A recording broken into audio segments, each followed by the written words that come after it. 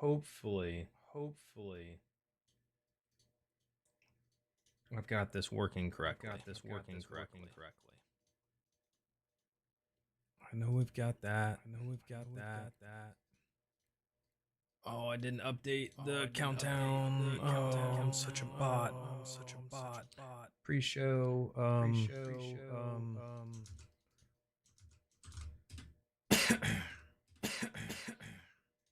One second. We are updating. We need to go 13, and we need to go 29. No. 29. Cool. Make countdown. Copy. Paste. Boom. And then we'll take this. We'll edit that. I don't know how I've been sitting here and I didn't do any of that. Okay. Then we need to go over here to came only. Yeah. Cool. We'll move that over. Looks like that chat is good. Let's check on YouTube.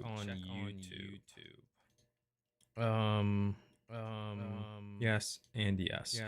Yo, what up, SV Colonel? What's up, Link? What's up, Sir Code? Is airing tomorrow.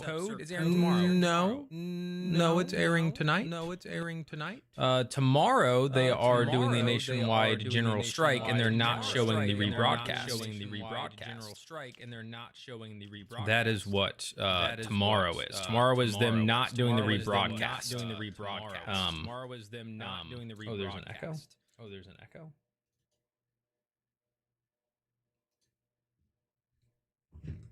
Let me know if the if their echo is gone.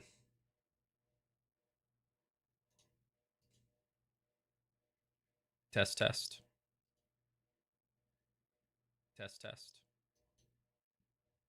No, it's all good. I saw somebody else have the exact same thought, Sir Code. So it is all good, man. You're not the only one who sorry, misconstrued it. So no biggie on that. It happens. It's all good. I'm trying something new. I thought when I was going live for these pre-shows that I was doing vertical and horizontal streams the whole time because I did the little toggle. I wasn't. Apparently I was only streaming horizontal, but I think I fixed it. I did. Nice. We now have a vertical and a horizontal. And hopefully both chats are working. I actually don't know. So let me type test vert on that one and see if it populates in the chats over there. Which it doesn't look like it is. So maybe I have to get, oh no, it does. It's just super late. Lurking, appreciate it, Emo Fairy. Thank you. Yeah, so now we are on YouTube. We are both vertical and horizontally live. So that's cool. I also made a slight adjustment to my camera. I don't know if you guys can tell or anything like that, but I lowered the ISO. But yeah, sweet. We are here for episode 13 of Critical Role. It is going to be an interesting one as we kind of dive into, are the Einfazen part of the good guys or part of the bad guys? Or were they trying to be the good guys, but their hand is going to be forced and they're going to be the bad guys, right? Will they stay? Will they actually stay in Riesengürtel? Or will they depart? Will the Seekers exit? Who will we get for the cold open? There's so many questions. What's up, Daniel? Welcome in, dude. I feel like a hero, and you are my heroine. Yo, what's up, Sherry? Hello. Welcome in, guys. Good to see you. Jason, hello. Welcome in. Good to see you. Yeah, we have changed things up a little bit. We tried something different. We are now live. I said this. I thought I was always doing this, but I didn't realize I had to have a different stream key because every time I went live, I'd click dual stream toggle. I'd toggle on and I would go live. And then I just now realized that all these times I have not been going live vertically as well. But now we are live in two different places on there. So, yeah. because it looks like Daniel and Sherry, unless the chats are combined, are actually over on the vertical version rather than the horizontal version. Yo, what up, Allie? Welcome in, welcome in. Get more schemers for cold open. Maybe we get to see what Azune is up to. That would be cool. Yo, what's up, Alpha Mike? Yeah, I wonder when they're going to start showing us the soldiers for cold opens again. Like, I don't know. It feels like it's like too soon since we just got them. Hey, Emma, welcome in. It does feel like it's a little too soon for that. But we will see. If they decide to go ahead and get that party started.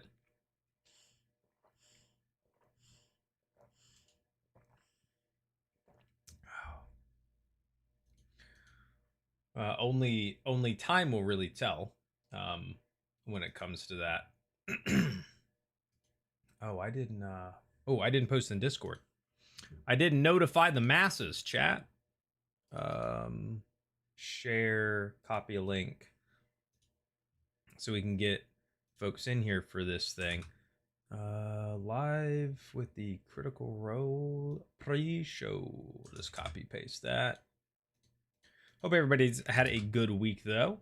I feel like a lot of people on my most recent video, I talk about the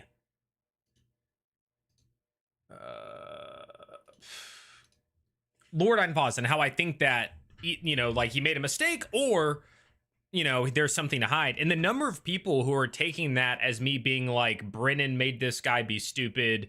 It doesn't make sense for him to do that. Like all this stuff was more than I thought. I feel like a lot of people took it in like a way different way as that it was intended for me. Hey, what's up, Astri? Welcome in. I can't tell. Are you, Samuel, Astri, Sherry, Daniel, are you guys actually watching the vertical version rather than the horizontal? I don't know if it's combining my chats or if it's separating my chats for that, because I am live both vertically and horizontally on YouTube. So I don't know if it's combining or not. Welcome in. Wait, every time I click it, why is it showing? Okay, there we go. If it's combining. Check my. Oh, my bad. Let me mute that real quick. Why is it showing? Okay, there we go. Okay. The Discord noti should be muted. Let me mute that real quick. No, it looks like it's showing. I have both my chats are populating. That's awesome. I'm late, but I'm able to join tonight for the pre-show. What's good? Yo, what's up, Shifter? Yes, vertical. Okay, I just wanted to make sure. That's cool. We are live on both, and we've got 17 on the vertical and 14 on the horizontal. More people are tuning in on vertical. That's interesting. They are both live right now, guys. So if you're watching on a computer and you don't want the vertical and you want to see the chat in the normal spot and all that sort of stuff, if you just click on my page and go, there's two options for live. I think on mine it was the second one. If you want to watch the full screen, you don't have to stick to the vertical one, but it is totally up to you. Kaylee Scott, thank you for liking the live on TikTok. As always, guys, now that we're getting some folks in here, give the video a thumbs up. Engage, type something in the chat. If you're on TikTok, double tap the screen, all that good stuff, as it helps get us out to more people. But what are the predictions for you guys in terms of, do you think Einfausen did it out of just being ridiculous?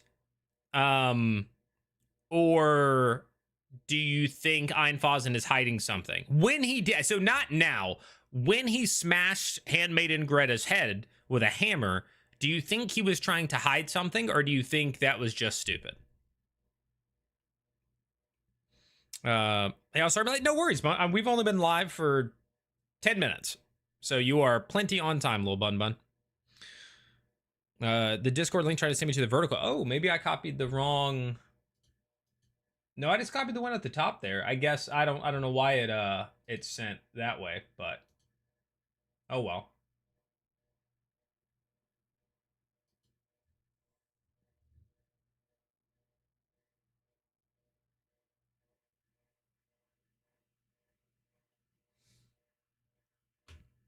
I think I'm most curious on how Octus is going to handle trying to hide his identity. Yeah, where they were like, he's currently in disguise, and he only has a couple more casts. So How do we spell Einfasen? It is Einfasen.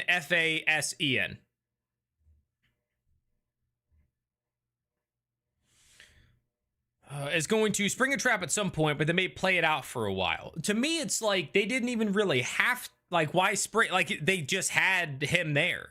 You know, that's where it's kind of like, wait. And at that point, I don't even know that if he had said that he had Lady Aranessa Royce with him. So it feels like they could have already sprung that trap, right? Like, they didn't have to wait for that. So that's kind of interesting. I mean, it's still possible. I still think that there could be some secret thing going on. But yeah. Oh, I found the horizontal version now. Yeah, I am live on both. I don't know why it's like defaulting some people to the vertical version, but I am. If you're watching the vertical version of the pre-show on YouTube, there is also a horizontal version on YouTube that you can watch if you'd rather see everything and have the chat with TikTok and Twitch and everything over here on my side. It's all there.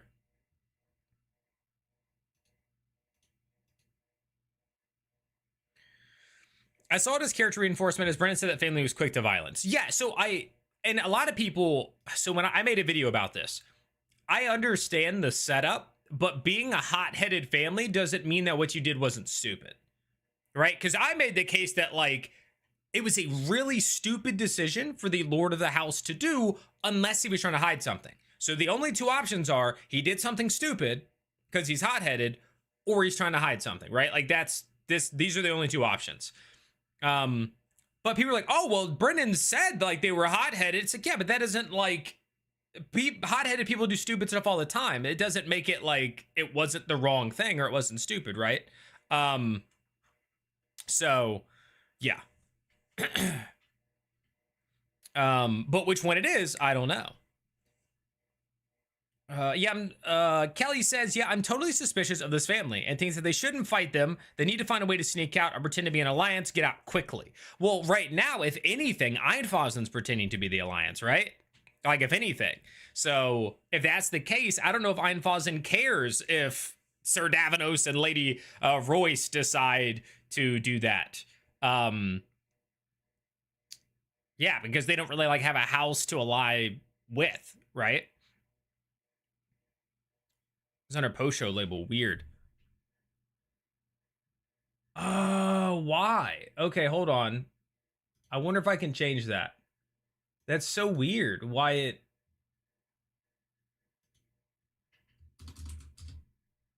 How do I change that?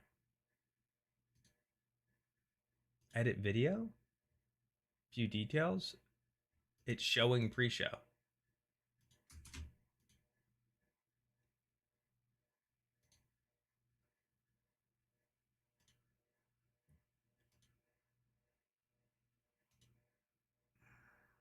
That's kind of aggravating.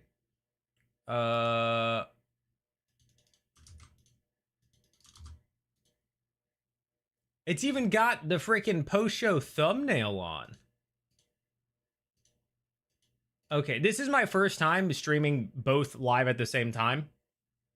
Vertical and horizontal, which again, I thought I had been doing the whole time. I didn't realize that I wasn't. I clicked the toggle for it, but there was another step that I wasn't doing. Okay, it looks like I solved that. I changed the thumbnail and the whatever. Dang, that's annoying. I wonder how many people were like, what the heck, and like didn't click because of that. All right, it should be good. If you refresh that, if you would, if you're on the horizontal, let me know that it's now pre-show, episode 13, and all that sort of stuff. But I think I fixed that. Thanks for pointing that out, Ali. I really appreciate it. Yeah. What's up, Dan? Let's see. Daniel says there's also a danger that the demons show up in a spell Oxus disguise when he's in the presence of the Einfasen or the vassal he was impersonating shows up at an inconvenient time. Very true. I feel like the vassal showing up would be just wild because they were like, why are you back? Why would you be back? So it would, but the first idea of the demon showing up and turning off the disguise, especially because we know they think he's disguised, that is a real potential good theory. That is a real potential good. I like that, Daniel. I like that a lot. Because we know that they're looking to like see if they're disguised or not. And if he happens to be disguised, yeah. Jason says he's the head of a successful house. He can't be that stupid. I'm sussed out. I agree. I think that it's very possible. There's something more to it. Einfosden was very insistent on them staying under the protection, and we also yes, no doubt. He was very insistent on that, and kind of just being like, look, if you want to catch these people, it's probably like you should probably stay here. Gave him the protective detail and all that stuff. There's definitely some suspicion. Emma Duke says, I want to know why the daughter was crying. Was signposted when looking at Aranessa, but she doesn't seem as 0 to 100 as the others, so could be an ally for Seekers or a red herring. I agree. Throwing that in at the very end, being like, you look up and you notice Lady Ingrid is looking down at Lady Aranessa and crying. Excuse me? Why? Like, hey, Geeky, welcome in, welcome in. Einfosden was a little too insistent, definitely suspicious. I'm with it, Astri. Daniel says the real test will be whether they see any of the guards and drivers from the caravan. If they've been released, where are they? When Jill went over, yeah. So that's what I expect now. Like he said, I'm going to free all of the people. Okay, where? Like, okay, cool. Bring them. Like, bring them in. We need to protect them as well. If we're under your protection, bring my people up in here. So hopefully that will happen, or else somebody better be asking questions, right? It's like, oh yeah, we're gonna free all the people that we imprisoned wrongfully. Yeah, you can't see any of them. They're gone. Like, that's going to be super suspicious. So hopefully that is not the case. On TikTok, Kaylee says, I have a feeling that it's directly going to mess with the schemers. What in particular? I see the fix now. It's good now. Sweet. Thanks. It's very suspicious. Einfosden has some of those Taconis brand statues. The statue Detect Fae on Valus or Undead Julian's Curse seems very like the Petrified Paladins Taconis is making in bulk. That's an interesting point, Caden. That is a very interesting point. He is just a random hired hand now, but if they come looking for them, like they see, you know, the Loy, right? They see Taisha, and then they're like, oh, let's look at their group. Who are they with? And then one of them is in disguise, then, right? Even if they're not targeting him necessarily, if Cruelty, the demon aspirant, sister of tyranny, can detect that, then she'll detect that somebody is there in disguise. And that is, of course, Octus. Even if he's not the person she thinks and is not hiding from them, yeah. Says thanks, Bibinkoski. I liked how Brendan said that Ingrid's crying was because it's a world full of sadness or something like that. Oh, I don't remember that line. Mike says it was a good show, just got kind of lost a little, like the story of the Seekers, though. In what way did you get lost, Mike? I really, oh, Jodman, thanks for liking the live on TikTok. Appreciate that.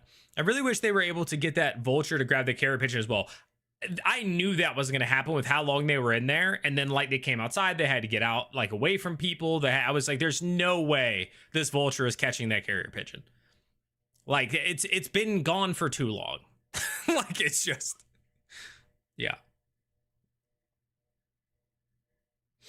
And then he looked it up and was like, oh yeah, they can cruise at 60 miles an hour and the place is only 100 miles away. Like, yeah.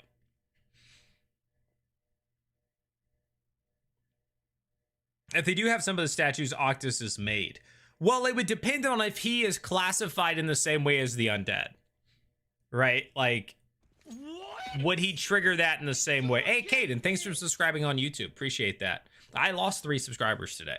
I looked and I went from like 9,130 to 9,127. So we're back up to 128. Appreciate that. If anybody else hasn't already subbed over on the YouTube, click that subscription button. Doesn't cost you a thing. Gets me more of me in your feed.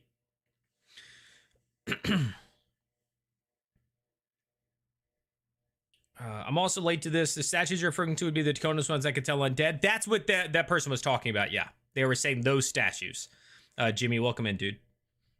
The carrier pigeon is probably going to house since you stated someone inside the house. So people also said this a lot. However, they didn't set up that source yet, right? Like, as of now, Hal hasn't contacted and like set that up. All he said was he knows like a handmaiden or a servant or something that is like a bit of a gossip. I don't know if he said like, oh yeah, she already passes me important information. If that's the case, then yes, maybe that's who it was going to. But otherwise, they hadn't like set that up for him, like her to be his source already. So unless her first instinct was to immediately get a carrier pigeon to gossip to Hal and Dilfang, yeah, I don't know. I'm unsure about that theory. I've seen it a lot. I saw it in the little post show we did last week, and stuff like that. Kimmy, thanks for liking the live on TikTok. Appreciate that.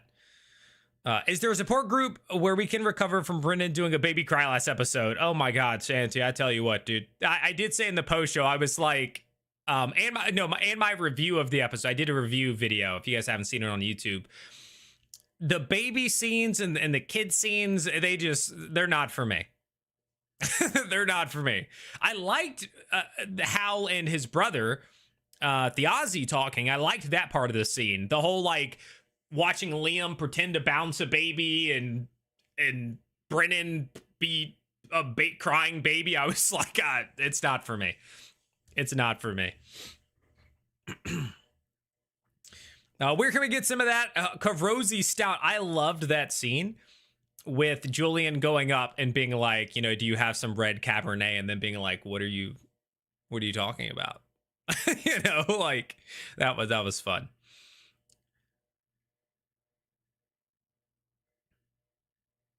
How do we think they're going to keep Octus hidden? I don't know. Like he has disguise, but he only has but so many casts of it. So unless he just tries to stay away for most hours of the day and then cracks the spell when he needs to go out, maybe he does that. But yeah, that is a very solid question because they only have a limited amount of time per day that he can actually maintain a disguise. Never mind, I'm catching in chat. Okay. Tyranny's sisters appearing can be good. It will be good to know if the Einfasen are in good terms with the Halavars. That's true, but they may not know about that. You clipped it in 2 hours, mostly damaged again. I did. I put the Brennan doing the crying baby thing in my review video. Or in my recap. I don't remember if I did it both. I might have done it in both, but I did put it in there. Cabinets. What do you think is the source of Ingrid's weeping? Mitchell asked. Does she know that her father's in league with House Taconis, so the Seeker just walked to an ambush? I mean, that is a strong theory, is that she's looking down being like, they don't know what they've walked into. I was trying to think of others, and it's like, that is the like most likely. Or Carlos says, yo, I'm liking your repost. Oh, my repost. Okay. Thanks. I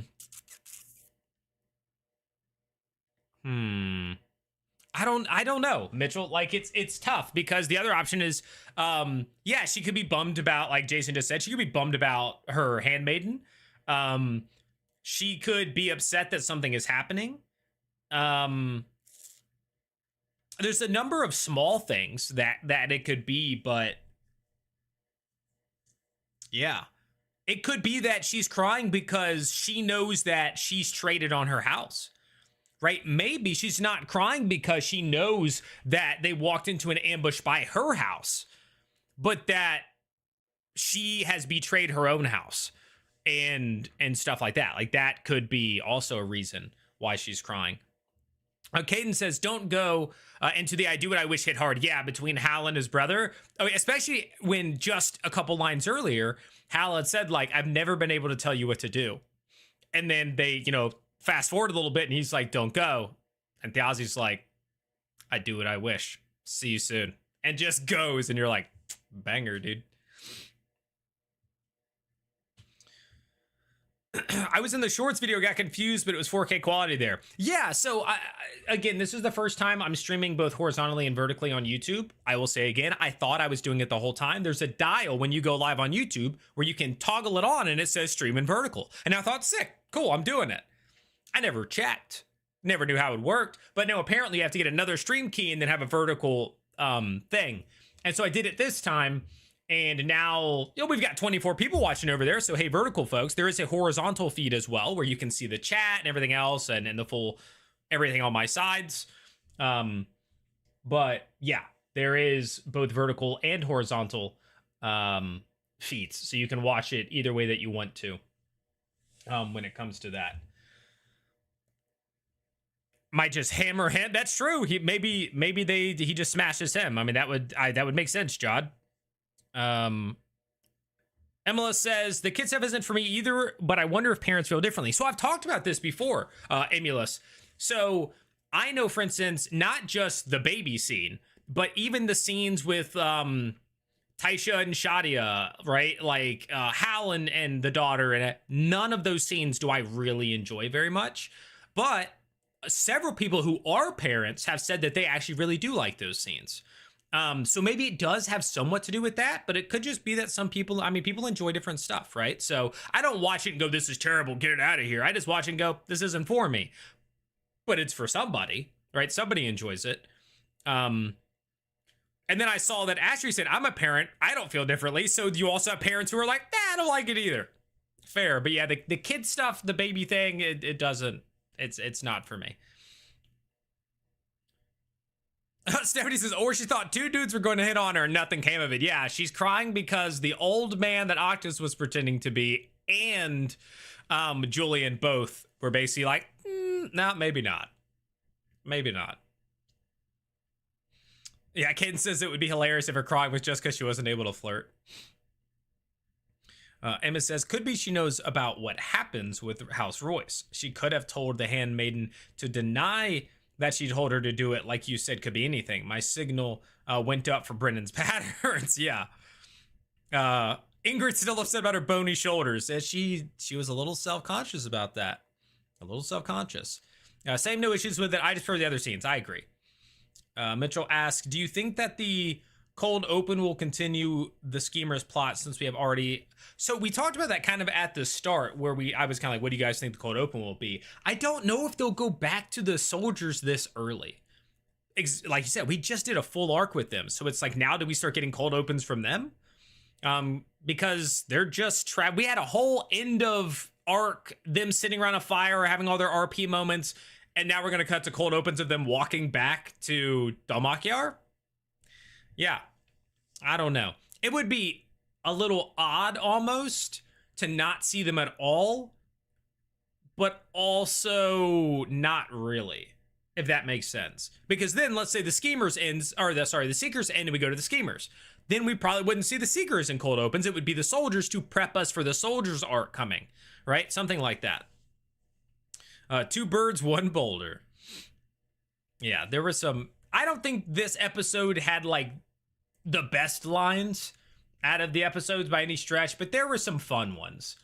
It definitely isn't my top pick for amazing lines in an episode. There have been some though. There have been some episodes that I'm just like, this is peak. Completely unrelated. I need to do a better job of also posting like on Instagram and stuff that I'm live on doing these streams. So is Anfazen getting rid of Revolutionary Guard give clues to Otto's intentions? Maybe, but also maybe he isn't as in control of that. Right? Like, and if so, what are those intentions? Right? Like, that's kind of the question, is does it give insight? Well, if it does, what is the insight? Right? Like, what do you think it is, Santi, if that's the case? Sorry, I'm trying to do a story on here and say that I'm live with the pre-show. Critical Role pre-show is live. Come in. Add sticker, link, paste.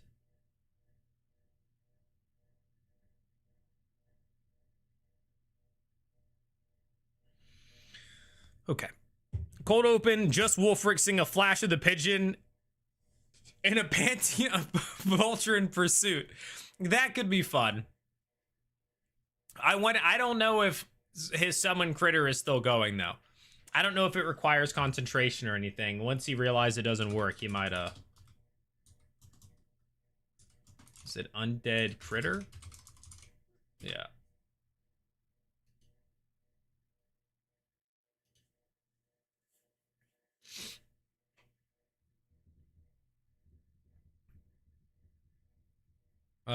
Sandy says all houses are trying to get power and pretend to be friends. Otto maybe intends to use Royce, but as of right now, Royce doesn't exist to our knowledge outside of one person.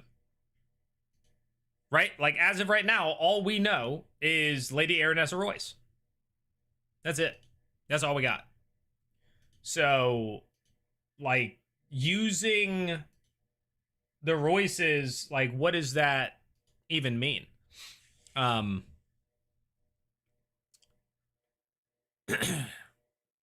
really want to watch it live, but too tired. Oh no. I was really tired today too. We went to lunch for my brother's birthday and I entered a food coma. Let's see. I think Einfazen values strength above all. They're the oldest house for a reason, so they may just go where the wind goes and side with Taconis. So I talked about this a lot in my review as well as in the post show. And they kind of talked about it in the cooldown for anybody who watched that. I think the Einfazens initially, this was my read initially. I think Einfazen truly believed that you know, that he had received a letter and that they needed to capture them or whatever, and it was from General Raymond, Julian's father. I think that he meant what he said. Daniel, thank you so much for that super chat. But I do think that when it comes down to it, is Lord Unfazen, who said his number one priority is his house, is he willing to put his house at risk for a house that is already destroyed? Is he willing to defend the glory of House Royce if House Royce is already gone? Like, is he willing to do that? That's where I feel like things could come back. Now let's get to the super chat. Daniel, thanks so much for that $5 super chat. The episode image shows Valus. That suggests she will play a big role in the episode. Do we think that the alarm she set off will go off again? I feel like it already would have because they're already back inside, right? So that's where I'm a little thrown off. Yo, what's up, Toast? I'm torn on that because she's already back in the house. Like, she's already back. So that's why I started to think that the reason that she rolled that sort of luck thing is that she just got unlucky with trying to get inside. And it actually wasn't related to her. It was just like narratively, as soon as your foot hits there, this goes off. But maybe it wasn't her that caused it because they already grouped back up. They got everybody together and they walked into Lord Einfazen's compound. So I'm not sure. I am intrigued as to whether or not the thumbnail actually corresponds with tonight being Valus focused. I think that's been somewhat of a theme previously, but also not. Like, Tyranny was in some thumbnails, and, you know, it's not like an episode was dedicated to Tyranny. So we'll see. But the fact that sometimes there were two people in it, and this one is like, it's full on, it's Ashley and Valus, and like, that's it. I don't know. We'll have to see. Sorry, let me catch up on chat. Mitchell says Julian is molding into that person that you absolutely hate, thinks is a terrible person for speaking on Thad's course, but also can't deny that he's incredibly charming. It would be easy to take over two houses. I still haven't watched last week's episode. I'm having trouble dealing with She Won't Be Named. I have the episode queued up and Brandon's doing the recap. You just, like, if the stuff bothers, I think you have to stop paying attention to it. That's the only thing I can tell you. I do believe that some people who have a problem with some of the performers, they begin to hyper focus, and then you're making more out of something that probably wouldn't bother you that much if you didn't focus on it. That's it. Because I watched that episode and I didn't have a problem. Like, I didn't. There wasn't a problem for me. So that's the only thing I can say is that stop staring at it, waiting for it, and listening for it. Yeah. Feel better. I mean, I'm not like sick or anything. I was just tired. I just got like a food coma from eating a bunch of food, or eating like heavy food, like carbs and stuff. I heard Critical Role. Oh, Fadebreaker. That's what this is, the Critical Role campaign for pre-show that I do every Thursday before the episode. So we do a nice little pre-show where we all hang out and talk about stuff. Might be some Royce. So that's true, Jason. There could be some Royce left in the caravan. I mean, worst case, propose to Lady A. That's true. Then you get another member and connect the houses. Switching the characters for the thumbnails. Yeah, I don't know. So I understand the idea, like what Daniel said, because we have seen some emphasis, some focus on some of the characters, but at the same time, it's not like a boom, this is the important part. Although I would love to get more from Valus. This doesn't feel like her place, right? Like other people, it feels like, are more connected into this specific plot point, and she's not as much. So that's where I'm kind of like, I don't know, but there could be a surprise.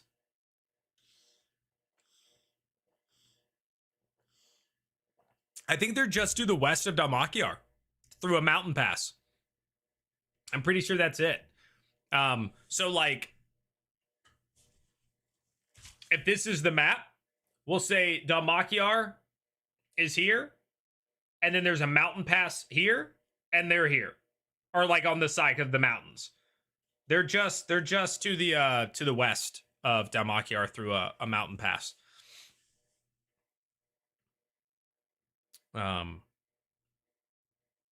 If they aren't dead, yeah. Well, I'm hoping that like all the Royce folks aren't, but and it would, like they already said, like the supplies are kept, all the stuff is kept, so it fits that they really did receive a letter. East habitual. Oh, yeah. They're either way. It's east or west of them. They're basically horizontal to them. I might have messed up the directions on whether it was east or west. But yeah.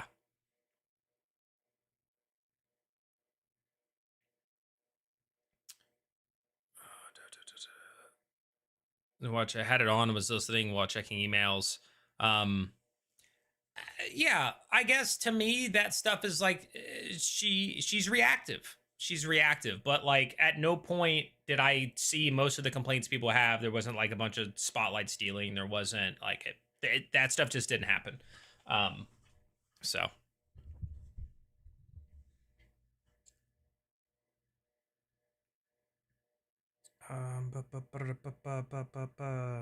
character aspiration, but it's definitely a new style to get used to. I hear you. Yeah. We know if the Royce state is cooked or just the Davanos. Well, so the Davanos, yes. The Royce, we just don't know because we know that wagons were stopped. Then from the Seekers, or I'm sorry, the soldiers, there was the report that the orchard, the Golden Orchard, was attacked. And then of course they had the bracers from the brother, Callowin Royce. So we've gotten a lot of little drops that like the Royce were attacked, not just who was there at that place, but like all around things happened to the Royces. So I'm curious how the tailgate will work now that Whitney's group is no longer the main arc. Wouldn't she know things that she's not meant to know yet since the soldiers haven't reconnected yet? I mean, yeah, but any of them can watch the show, right? They just have to be responsible enough to not use like that meta knowledge if they're watching storylines unfold elsewhere in the world that they don't actually have access to. Right? Like that's just kind of on them. Chris, thanks for liking the live on TikTok. That reminds me, guys, if you haven't already, whether you're watching vertically on YouTube or horizontally, yes, there are both on YouTube. If you go to my page, you can choose to watch me vertically or horizontally. Click the thumbs up button on that, and if you're on TikTok, double tap the screen, and if you're on Twitch, thanks for watching. Give me your Prime sub. I'm interested in when they go over the sea. There are boats in the intro, and wonder if there's foreshadowing water voyages. I think at some point, because they talked about that place, one of the other options. I have it in my notes. I can't remember the name of it off the top of my head. But one of the other options is basically to go to this like city that's across that place where the boats, you could hear people like giving distress calls, but when you went and searched, there was nobody there, like that sort of thing. So that'll be fun. You said you're hearing an echo? Are you at the very start of it? Because I solved that, Paul. I don't know if you're caught up. Is anybody else getting an echo?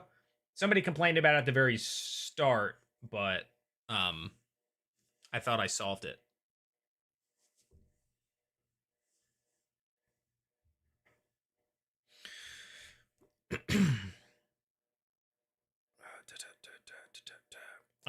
Stevie says, oh, I already answered that. Emma says, could Vela help Octus with his issue in any way? Might be a big issue this episode. Hopefully, she gets some better roles. And well, I don't think so. She tried to do lay on hands, and he basically was like that. So it was established that Octus can be healed, but it doesn't solve his, hey, you're undead now. Like you are reanimated. In the same way that I think like mending and stuff may help him stitch up, but I don't think that's going to provide healing. Hearing echo. Well, those people are on YouTube. I think Paul might be further behind. Are you at the live portion?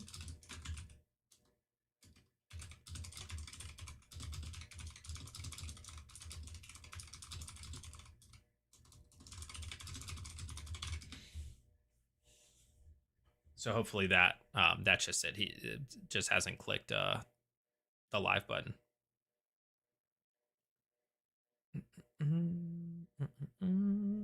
Also, shout out to everybody over on YouTube. We got 61 on the horizontal. We got 26 on the vertical. Or an extra tab. There's also that. Stitching and lay on hands for actual wounds. They found a way for this. Yeah, so that's what I'm saying. There is they allowed the mending to do that, especially I'm in a nat 20 with the medicine check to like help with the stitching. But it was really just to establish when she tried laying on hands that like, yeah, he can be healed. It's just not going to allow that. Switching to Twitch sounds good, Todd.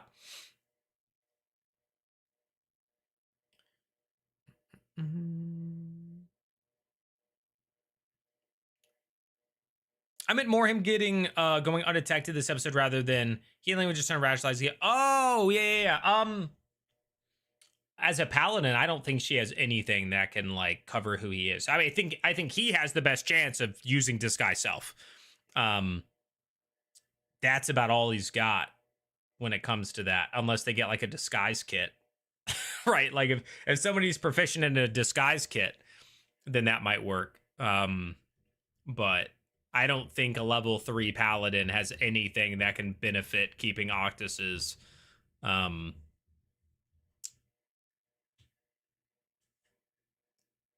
person secret. Happy mending worked. Yeah, I mean it was cool narratively for her to like roll that at that time and it to help stitch him up, because that, you know, that was basically his whole focus that episode until he went in and pretended to be the other guy, was just on his stomach and eating food and drinking stuff and feeling out what his new situation was like. Jason says he's dead for the campaign unless they do like an in-game art to bring him back. Yeah. Just can't wait to see Patchwork Octus just all stitched up and slapped together. Yeah, I think that's where Alex wants to go with it. I think Alex really wants to focus on like Octus, because Octus is already like a necromancer. He's already into this sort of thing. Like he wants to kind of study himself, and figure these things out and be like, wait, how am I back? What does this mean? What impact does it have on my body and its normal functions and all of those sorts of things.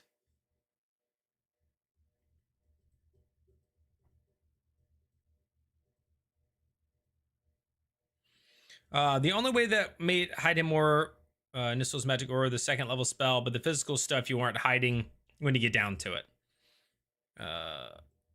Also, welcome in, Strike. Shifter, I'm surprised we haven't gotten prestidigitation to help with a possible rot or a dead smell. I don't know that that's been established. There is one though. So that might be why that hasn't been. Lips or chat. Used, because that hasn't been. Yo, what's up, Todd? Welcome over to Twitch, dude. But I'm wondering maybe that'll happen at some point where Brendan's like, yeah, you guys start to there's like a smell, like a rotting smell, and then everybody's like, and they stare at Octus. That would be funny. I like the exploring and not just skipping over it, but also like Brent isn't stuck on rule. Yeah. I liked all the descriptions of where they were and then them tracking things down. It's still like this campaign does still feel like it's a little more on rails. But I think that's just part of having different arcs and stories and needing everything to be on a timetable. I think that's just going to be the nature of this one, is that it's a little more on rails. Or at least feels that way, even if it's not actually. I don't know. I do like Octus's character arc. He reminds me of Nico D'Angelo from the Percy Jackson novels, like nerdy kid with power of death. I'm not familiar with that, actually. But yeah, I like the idea of like, you know, he's some kid who's unsure of himself and isn't really like, he's like an outcast. And then this situation happens to him and he's trying to figure it out because he's like kind of nerdy about it and all that. Like it's neat. Perfect way to get Lichdom, if those still exist in 5e. I'll say second edition forever. Yeah, there's liches in 5e. Yeah, I mean a lich is like a big part of D&D. That's definitely still there. It's gonna be fun seeing where they go from this with his new undead form. Yeah, I wonder how much. So it seems like he wants to focus on it quite a bit because that was his focus for most of the episode, was just like doing all that. It felt, I don't, jarring isn't the right word, but it felt almost slightly out of place because it's like Taisha's focused on what are the Halbars doing. I'm gonna go track them down and figure that out. And then Julian and Valus are like, let's go find the wagon and let's go. And Octus is like, I'm gonna go pull food out of my tummy. And you're like, what? Like, it's like he was on his own like personal thing and everybody else is like following the plot points. And he's like, I'm gonna do this. But yeah. Game Train, thanks for liking the live on TikTok. I don't know, Brandon seems surprised they went to the king. In regards to the Rails comment.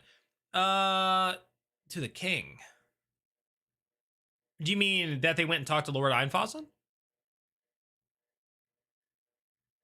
You talking about Lord Einfossen? I haven't talked to a king, right? Because the only king we know about is like King Augustus of Timony, and that dude. I don't know. If he seemed surprised, I guess I didn't pick up on it because it felt like he kind of set them up with El Pier. Thanks for following over on Twitch.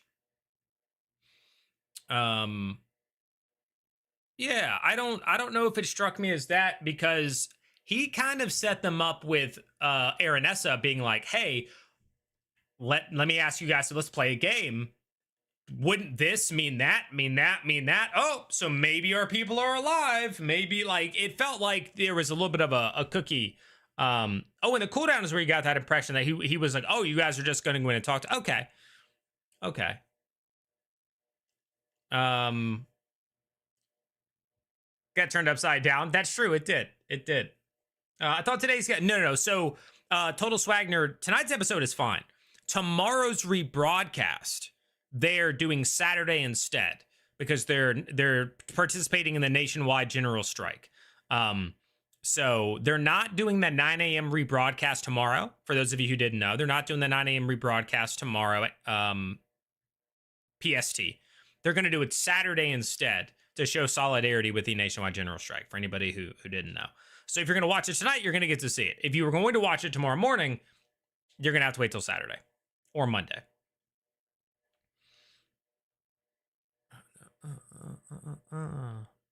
It does kind of work as they're all seeking different information and leads. Yeah, it's just theirs were more like big plot points, and his was like, I'm just gonna kind of do my own thing with my stomach and my new form. Steak says, I'm a vacation from Canada. Can't wait for Octus to be his own narrative again. Yeah. Welcome in and hope you are enjoying your vacation in Spain. That's pretty cool. Heck yeah. Game Trend says, I love your videos, dude. Was wondering how's campaign 4 so far. I wanted to get into it. I've been enjoying it. It's fun. It's different. It's definitely different. But it is good. Brennan's doing a good job. We've had some amazing NPCs so far. Without a doubt. Really, really enjoyed that. So yeah, overall game train. I think especially that it's still early, so you could still get in. Uttered in one spoiler secrets, or he's a dumb impulsive. Yep, Chris, that's exactly how I feel about it. Or you could, yeah, or you can just get Beacon, like Tales of Exandria and Armand said. By the way, if you guys don't already follow, if you're on TikTok and you don't follow Tales of Exandria and Armand, or on Instagram, they're also if you need to keep up with Critical Role and cosplay and stuff, that is a place that you want to be. They repost everything. They make announcements. They've done some cool community stuff. So definitely check them out on TikTok and Instagram. So that, thank you. No worries, Total Swag. Yep. So you'll still get to watch it tonight. I gotta say though, if any character ever needed a hat of disguise, it's our boy Alexis. No, that's totally fair. That is totally fair. Boomer, what's up? I'm your biggest fan, Nerdcore. My biggest fan? I don't know. Debbie, check it out. Absolutely, Game Train. If you have any specific questions, feel free to ask. I mean, that's what this when I go live now, these are what I call they're the Critical Role pre-shows that I started, and now I've been imitated. More people are doing them. But the Critical Role Campaign 4 pre-show is just to talk about what's happened so far in it, what's happening, what are our theories moving forward, what happened last week, what happened the last arc, how is it intertwined, and to just share a common love, interest, and all that sort of stuff for Critical Role. So, yeah, feel free, pop in, chat, all that sort of stuff.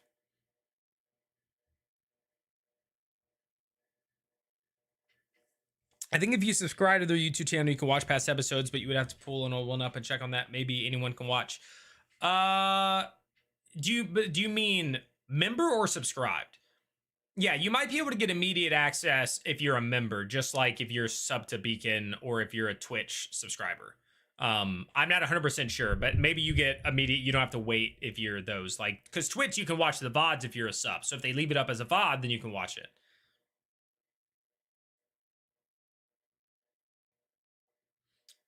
What does each Critical Role Campaign 4 PC put on their popcorn? Don't actually worry about answering this. It's a joke.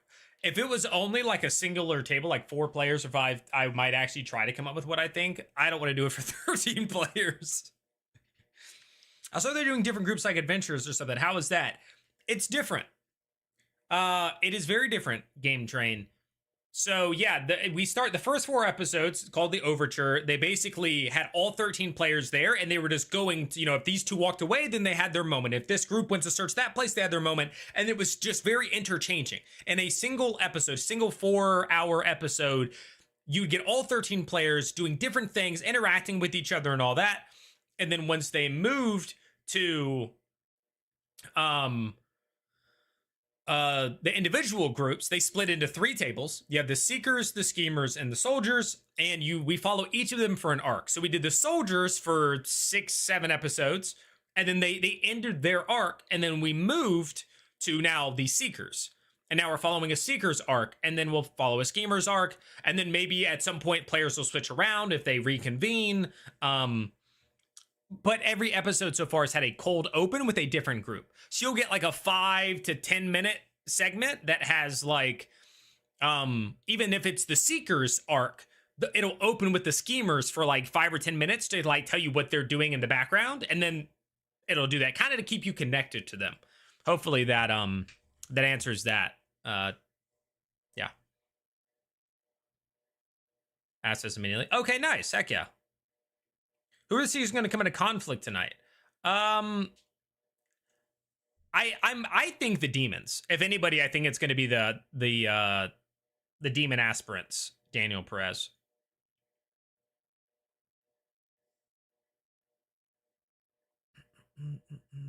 What's up, mechanic?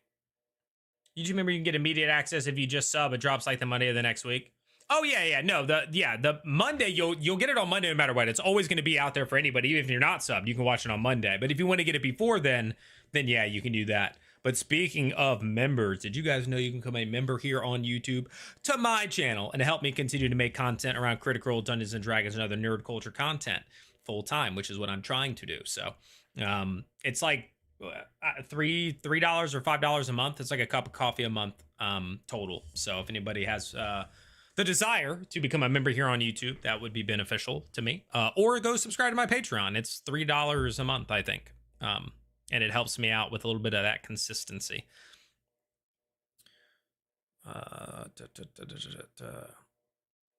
Do you think we will still get guest players throughout the campaign? I hope so.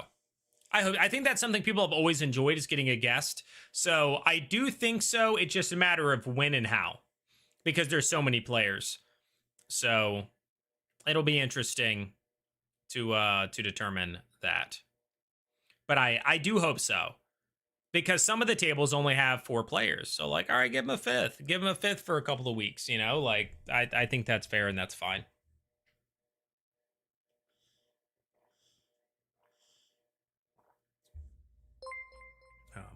Hey, Daniel, thanks for gifting a membership. I can't see who it went to. Oh, Daniel ended up gifting it to Daniel. 505 Daniel got a gift, a membership from Daniel. I appreciate that. Thank you, thank you, thank you.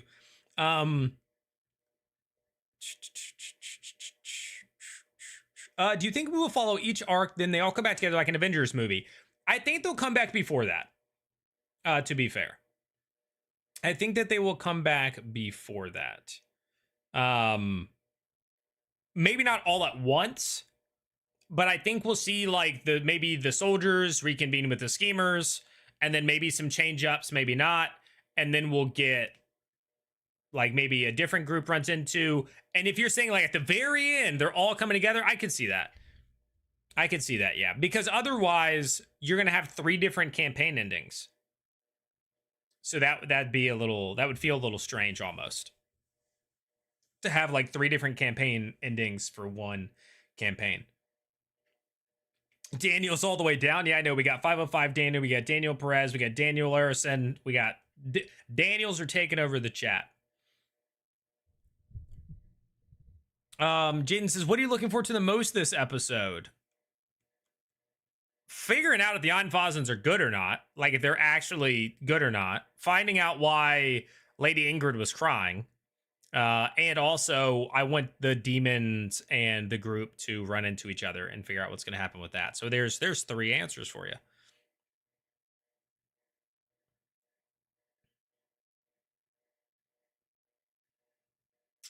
Let's see. Caden says, I really hope a guest player will play Hal's son in the Baradels, that Eternal Night place. I think Brandon will do a great job, but I think characters a lot of narrative weight. Yeah, there are a couple people that I already am like, that would be cool for a specific like guest player. I have one more question first. We got to see Matt Mercer play yet. If yes, what is he like? Fantastic.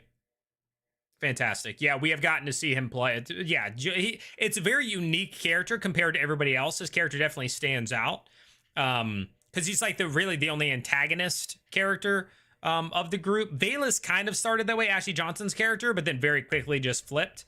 But Julian still has some of that, and that's Matt's character. So let's see. Tails says, wait, Valus could be attacked by Tyranny's siblings. Weren't they suspecting the group to be wicked tyranny? Yes. Yeah. They thought Octus and Valus were both Wiccan tyranny.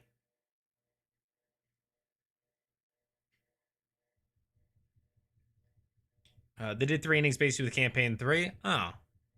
Yeah, I mean, I guess it'd be a little bit different. The 2 Halavar demons seem bigger and more powerful than Tyranny. Yeah, well, there were 3, right? The 3rd one just didn't talk or have a name, but I thought it was Enmity showed up, and then there were 2 more standing in the door, and then Cruelty talked. I don't remember if the 3rd one, like, participated or said anything or got a name. I don't think so.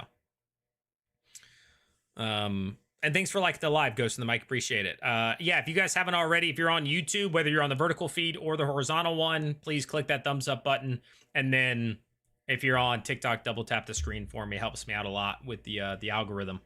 And I'll say, for anybody who's watching on the vertical feed, there's 38 people over there. If you want to watch horizontal, you want a full screen, if you're not on your phone, I am live horizontally as well. If you want to go check that, you'll be able to see the chat from other places all over here. So feel free. You can be in either one. Doesn't bother me regardless. But if you want full screen, you want to see more of my room, if you just click on my name on there, just go to my page and it's right there. There's two options for me being live, a vertical and a horizontal. So just to let you guys know. And if you're on the vertical or the horizontal, you want to watch me vertical, you can go over there. But thanks for being here. Appreciate it, guys.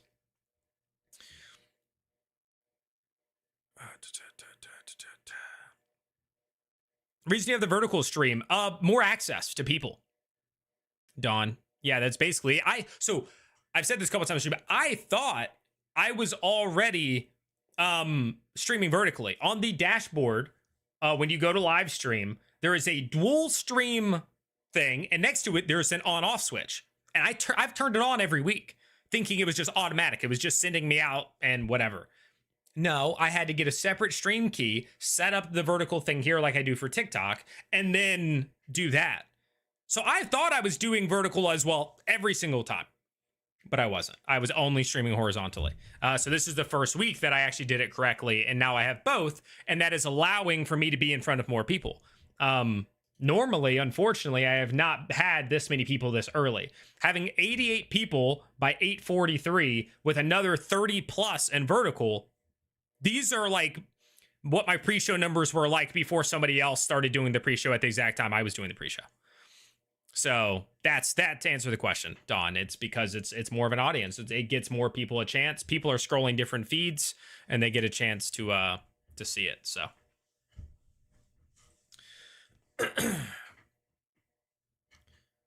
let me catch up on chat. Finale required a lot of players to do a final come up with all of them. That would be a mass to come out with 13 players. Where's House Sun anyway? We don't know, but we know that he was off at like training with the Barodells or something like that. But we, that's part of like why Taisha's, they were like, hey, we know you want to do something else, but we kind of already want to solve this. Yeah. So I expect that's where we'll be going next, is continuing in that direction. Gondolin, thanks for the follow on Twitch. I appreciate that. Fellow Carrigan said, ow. Oh, okay. That's what it is. Stephanie, heck yeah. Thank you for the membership. Welcome to level 30 character. I wish I knew what some of this meant, but thank you so much for that. I really appreciate that, Stephanie. Welcome. You are one of, I think, 5 members. So thank you.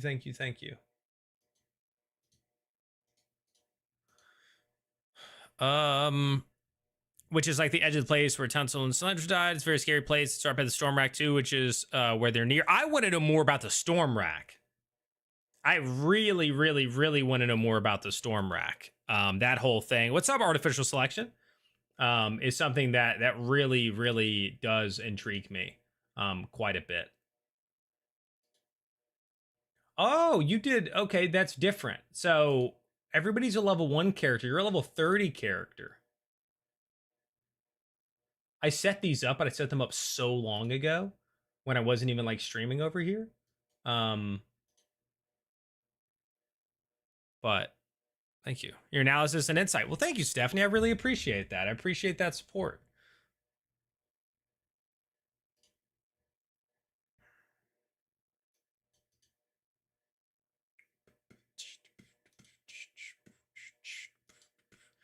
All right, sorry, I'm still catching up on chat. Who's your dream guest player? I love to say mine is have to say mine is Lou Wilson.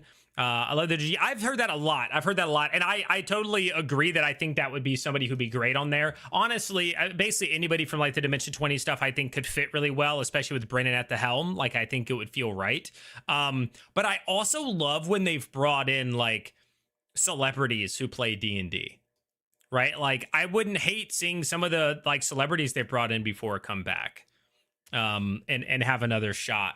Maybe we could get another Hand of Vecna scene. Right, something cool like that, a little treachery. So I'm all for that. Were they all there? Yeah. So we knew that there were definitely 3 of them, and they might have said the name. I just remembered Enmity and Cruelty because I think Cruelty was the one who has the gift to do something with disguise. So that was part of that for me. How close is Einfasen to well, there are already some Einfasen in Dalmaciar, right? Because Paul, because they were working on the stuff, right? The with the guard, right? They had the guy taking over the nephew or somebody to Otto, who's Lord Einfasen. He was doing the guard. So some are already there. But in terms of how close, I think that it's just through the past, right? It's just to the east of Dalmaciar is where they're at now, which is Riesengirdle or Reisengirl, however it's pronounced. Oh yeah, Tales of Exandria and Armon. How have you been enjoying the German accents and stuff that they've been doing? Tales is from Germany, so at the Halivars in the Overture. I can't remember what the name is though. Yeah, I just didn't know if that was the one that was there, or if this was a new sister. Jason, that's why I was asking. Have a good stream, and next is hey, sounds good, Game Train. Thanks for coming by. Thanks for the questions. What time is each episode here? Astri, 10 p.m. Eastern. 10 p.m. Eastern. Sorry, I know I'm catching up with chat. I know I'm responding to that pretty late, but yeah, so it's 10 p.m. Eastern is when it starts. I start my pre-show at 7:45, so we go live for about 2 hours. I stop at about 9:45, so that way people have 15 minutes to get snacks, drinks, go to the restroom, and all that before it starts. And it gives me time to like try to take a breath before I immediately jump into taking notes for my recaps and stuff.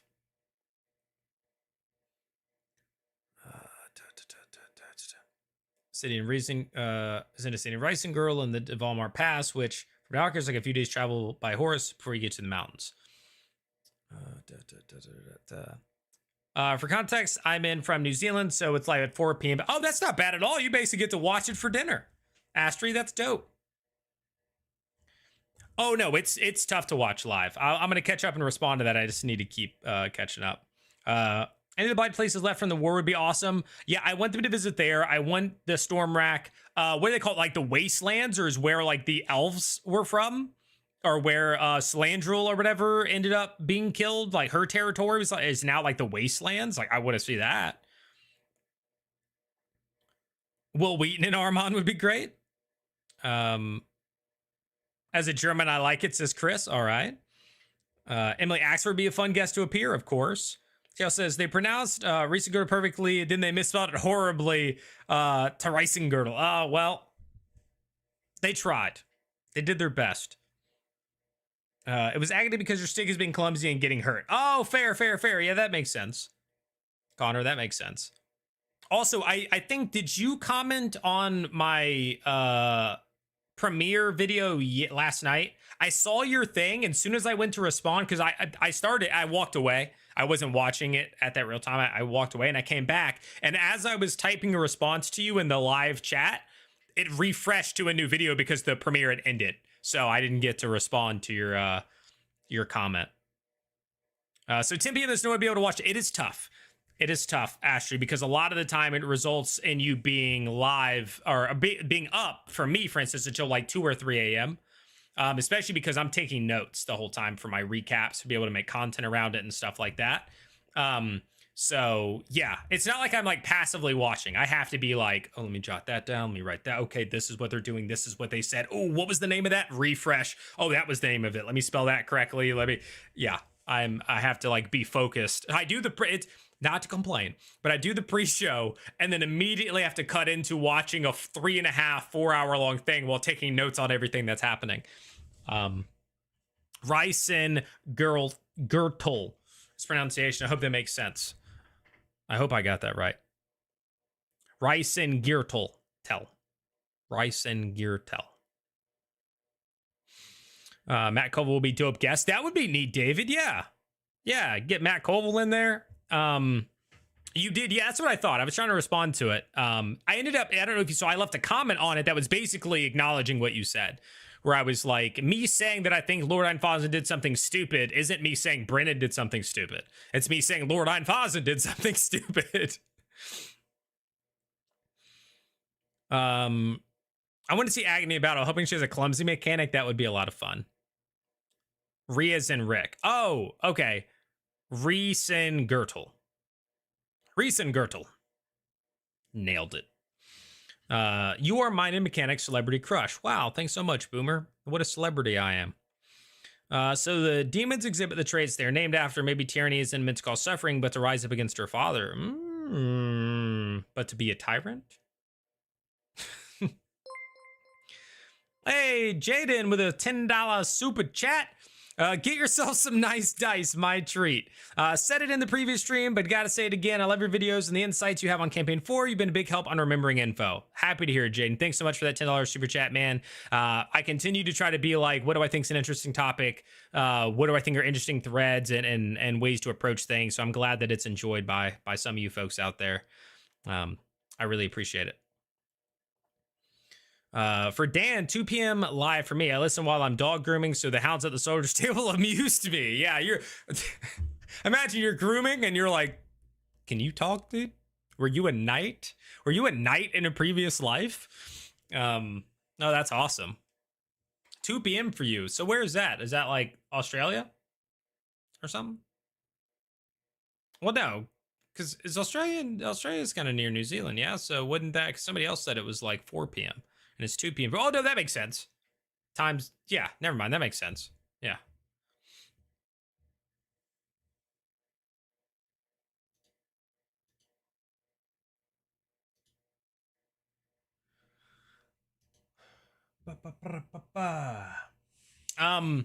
So now that we have Melbourne, Australia. Okay, sweet, nice. Never been to Australia. It's so far. It's just so far away. So question now that we have a lot more people in here. Do you guys think Lord Einfasen is an enemy or not at the time that he smashed the handmaiden's hand? I'm not asking if you think he's going to become an enemy. I'm not asking if you think that now he might be changing. But at the time he smashed her head in, do you think he was already an enemy? Or do you think he truly just thought he was doing the right thing? And like he received a letter, he believed it was from General Raymond, and then he did like all that, and now he might change it. Because I think if he goes bad, it's going to be because he's basically like, yeah, I'm not going to fight for a dead house. Like if the Royce and the Davinos are already defeated, I'm not risking my house for that. I think that could be where it goes. But at the time when he first found out, when it was first discovered that the letter was a forgery and all that, I don't think he was a bad guy. I don't think the decision had to be made. I don't think he was aware of what had happened at that moment in time, personally. 100 people in here, drop a thumbs up. Yeah, if you guys haven't already, make sure to click the thumbs up button if you're on YouTube. I appreciate that. If you're on TikTok, double tap the screen. Also, you know the weirdest thing? Almost every video or even live that I do, for some reason, has like a 98, 99% thumbs up. Because there's always like one or two people who, like, no matter what is, I could post something that's like, hey man, I like puppies. And somebody would be like, nah, thumbs down, dude.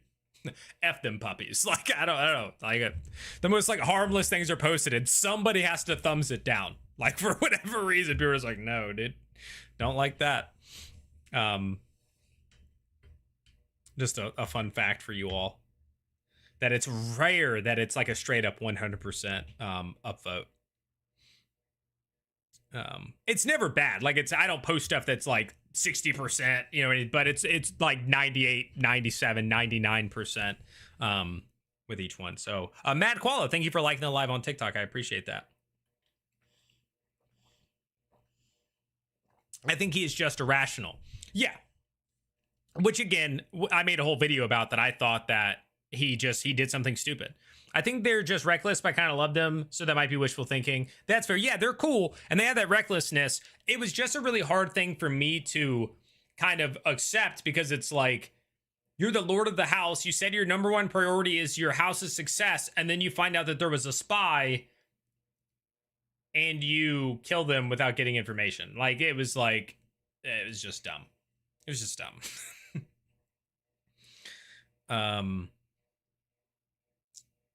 I think yes, I think Lord Einfasen is their enemy. Daniel's just straight up like, Einfasen's on the other side. Dude's a bad guy. I do think at the time he just smashed her head. That's fair. Jaden says, I think he might be using the Seekers either because he's working with the Takonas or to trap the demons in his city. Okay, so you think there might be some other plot point for why he's trying to keep them around. Honest 1% probably just errors and misclicks. That's totally valid, David, 100%, honestly. I was suspicious of the handmaiden Greta the second time she asked she could do. Same artificial. Soon as she was like, well, I could go do this, I was like, nah, you stay right there. You stay right there, Greta. I'm watching you.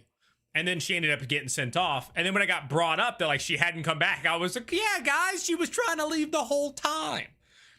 Like, come on. Read Greta like a book. Greta was not hiding anything from me. Samuel says, I think you want to know if they will be a threat to his house first. I don't think he's an enemy yet. Well, I don't think that, like, a threat to his house, how? Like, I don't think that they directly will be a threat. Maybe housing them, maybe helping them will make him a threat, but yeah. Yeah, what's up, Dane?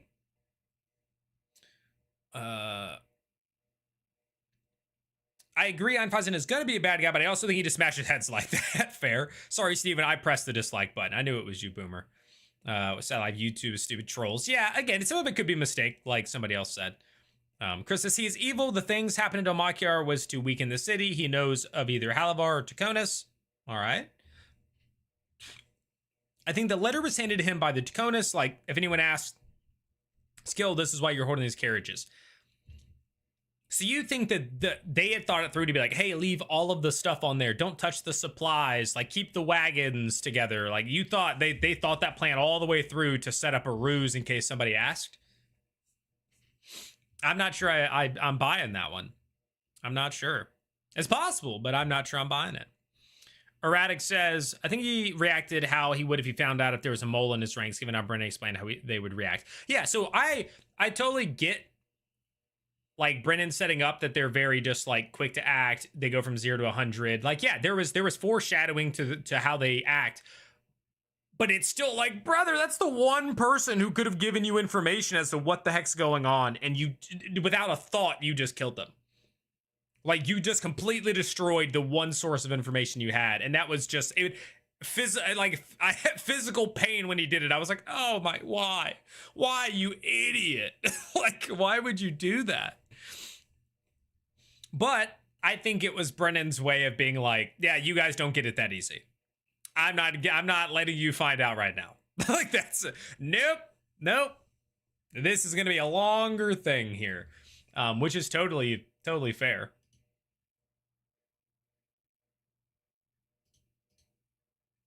Totally fair. So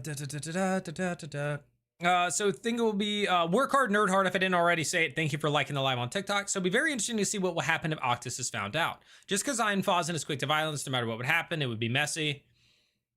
But I agree, Erratic. Somebody else said, like, does he just get his head smashed too, like, immediately? Because they've kind of set it up for that's how these things work. I think Einfausen is up to something, but not sure he was straight up in league with Greta. Though it would have been a perfect setup to do so, it just seemed to subvert the personality of the three. Yo, what up, mister? I don't think he's a threat yet. I think he's wildly arrogant. To someone, he'll just simply overcome whatever subterfuge the handmaiden was a part of. His house is older than the Oberdamian family. Okay, so you're thinking that he's just like, yeah, I could have gotten information from you, but I could deal with whatever it is regardless. My thoughts were given, maybe that's what Brennan is up to, but my gut says it's something more nuanced. Yeah, I mean, I'm hoping we'll get a little bit more about it in this episode.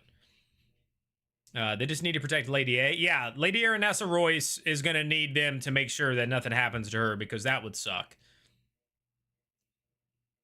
Are we sure he's not? He could be, Emily. So that's my opinion, and I've stated this many times, made a whole video on it. My thought is that there are only two options. I've said this time and time again. My thought is there are only two options. One, he did something really stupid. I don't care if he did it out of being a hothead and like it was still a stupid decision, because that is he got rid of the only source of information. Or two, he was trying to hide something. Those stupid or hiding something, like those are basically the two ways that I view it. Emulus. So yeah, there's completely a possibility that he was trying to hide something. Do we think the handmaiden is a spy for Hal, though? We've touched on this a couple of times. I don't think so, because Hal didn't say anything like, "Oh, I already have a spy." He just said, "I know somebody who's a gossip," and they didn't, like, at this point there wouldn't be enough time for him to have reached out and been like, "Hey, be a spy for me, do all this," and then her already be like, "I need to go tell Hal," and like go right there. It just doesn't sync up to me time wise. I would be very surprised if they decided to, because it would, to me, it would feel like a little forced. Because I don't believe Hal said like, "Oh yeah, I have somebody who's already passing me crazy information about the Einfasen." He just said, "I know a handmaiden who's like got, she's a gossip, that we may be able to use for a source." So I don't think that source was set up yet. I don't think she was his spy yet when this happened. Yo, what's up, Spooder Man? Thanks for liking the live, and thanks for sending that heart on TikTok. There are already plans in motion. They can use supplies at a different front.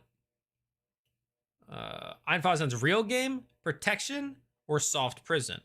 He kills Greta before she outs him, ordering the traitor letter. Already knew Julian's intel. Daughter's safety first, or house cover-up? Journeyman, that's what we're going to try to find out, dude. So we're going to try to find out. That light is sick. Oh, you're talking about this one? This one? It's a D20, actually. It's a D20 light. Yeah, I don't know. It's hard to pick up because it's like the neon is kind of blasting it out, but that's actually a D20 light back there. If you're interested, because you're on TikTok, it is actually in my showcase. Like if you go to my page and click showcase, it's for sale on there. So fun fact for you. Let's see.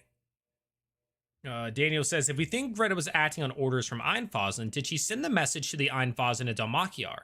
Brennan did say the bird was heading west. So yeah, so I think maybe she was sending it to them to be like, hey, you didn't get everybody when you destroyed the Davino's house. Like, people survived. That's a possibility. Or sending it to, if there's, the Draconis or somebody else that is still there. Like that's a possibility too. The Undead Vulture was too slow, right? It was more that, yeah, it was too slow to gain on it. And so Brennan looked up, would the carrier pigeon need to rest before it got there? And he basically discovered it was no, that it was not there didn't need to be a rest, because it was like 100 miles away, and carrier pigeons, when cruising, can go like 60 miles per hour. So what is the countdown to? The countdown is to Critical Role's episode tonight. This is the Critical Role pre-show that I do across Twitch, YouTube, and TikTok every Thursday, and it's a pre-show. So every Thursday, their new episode comes out, and we do a pre-show talking about last week, the weeks before that, the upcoming episode, theorizing, speculating, just sharing a common interest and love for Critical Role.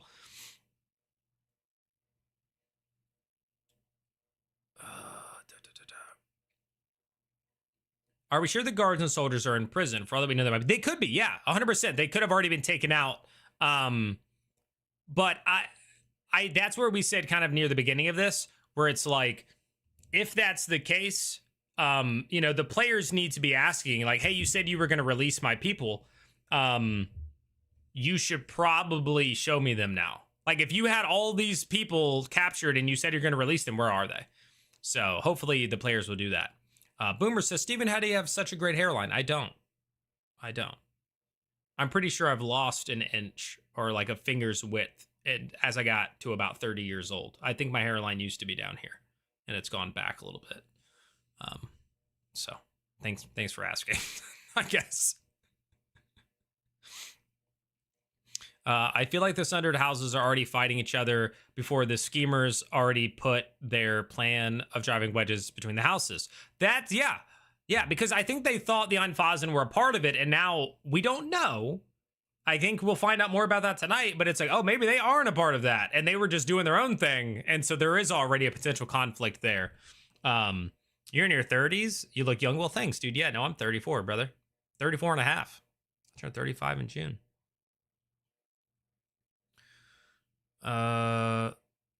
Gentlemen, thanks for liking the live on TikTok. Let's see. In line with the general back in Dalmakiar, who believes he belongs in charge of the city guard? Their house can't conceive of reality, or they aren't strong enough to endure. I mean, that's fair. Yeah. Been thinking about making a paladin. Do I use a sword and shield or two-handed weapon? Do you want to be a little more harder to hit, or do you want to do more damage? Right? You're basically choosing between, do I want to do 2d6, or do I want to do like 1d8 and have an extra 2 armor class? Like, you know, I always imagine myself as more of a sword and board and going like shield and sword sort of idea. But I'll tell you what, when you pick up a great sword and you hit for 2d6 and you smack somebody for freaking like 12 plus your, you know, +4 strength or something, feels good. It feels real good. I'll tell you that.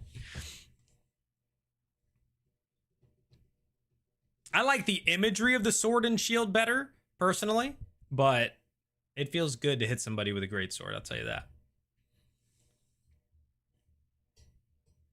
Carriage is undefended, crew sick, incapacitated, poison magic hit, assassin, cover to hold wagons, Royce massacre, lion, crossed, sundered houses.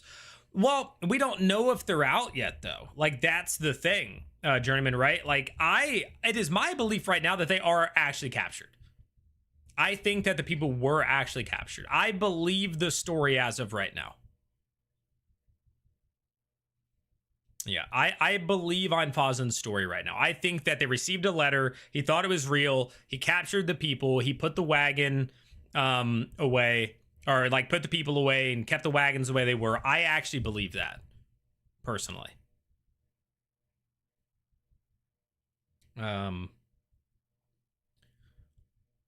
Einfazen asked to be paid for the guards being jailed. Food, I think they're still alive. Yeah, well, that's enough. Like, I do believe they are. Daniel says, "Have you been watching the Daggerheart Azrim show? I caught up on it. It's as good as the story for Daggerheart's worse. It looked really funny. I have not. It looked really funny. You got a crazy echo. So this, I think, Big Bunky, you're probably watching, so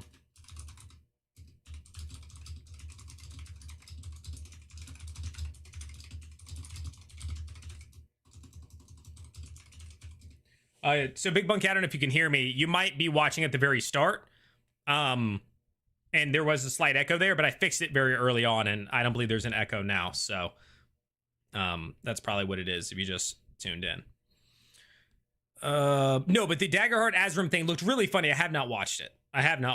But the trailer looked awesome, and it's really cool that they're doing that and have partnered with Viva La Dirt League. Caden says, I don't think Greta was collaborating with Einfazen, but I also don't think it's Hal. It might be Halivard, Taconis, or Cormray. I agree with that. I do think she was doing something, but I don't think it was them. If Einfazen refers to the German word Einfassen, which means like framing, taking in, and closing. Ooh, interesting. You think that the name was chosen because of the specific plot point that he was already thinking of? That is interesting. Brennan's, where do you really stand? Azune, Alone of Volatile, Einfazen, Castle Lockdown for Days, Taconis, Lands, or bigger conspiracy? I don't think they are currently aligned with Taconis. I don't. I will say that.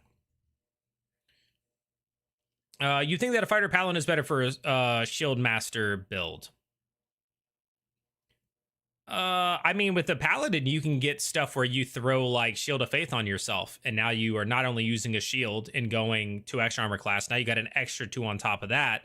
And then if you choose like the fighting style of like Intercept or something, you can lower the damage to an ally by 1d10 if you're standing 5 feet from them. Like, you can, yeah, I don't know. I mean, it's all what you want to do, right? Like, you know, I care a bit less about specific meta most powerful and more like what is your character fantasy, and then trying to make that good. You think there will be a combat this episode? Noah Wells asks. I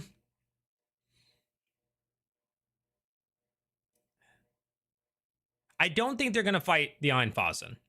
So if anything, maybe Tyranny's sisters, but I also think it's too early for them to fight 3 demon sisters. So I don't know. That's actually tough because I feel like I kind of want there to be a little bit of a conflict, but I also don't know who they would fight, Noah, so I'm not 100% sure. Also, Big Bunky on the F that other pre-show. You know, if that's how you feel. I hope you enjoy mine. Claim as much as doing. They might claim as much as they can, including Royce and Davinos. Like claiming them. Dalgo says they or someone should make a map of what worked because I was so confused directions and places. Some people have actually, and people shared them in my Discord last week because this came up last week. And so actually in my Critical Role channel in Discord, there are a couple like fan made maps that help show that. I could pull up one real quick. Let me try to do it in a way that you guys can see. Display capture.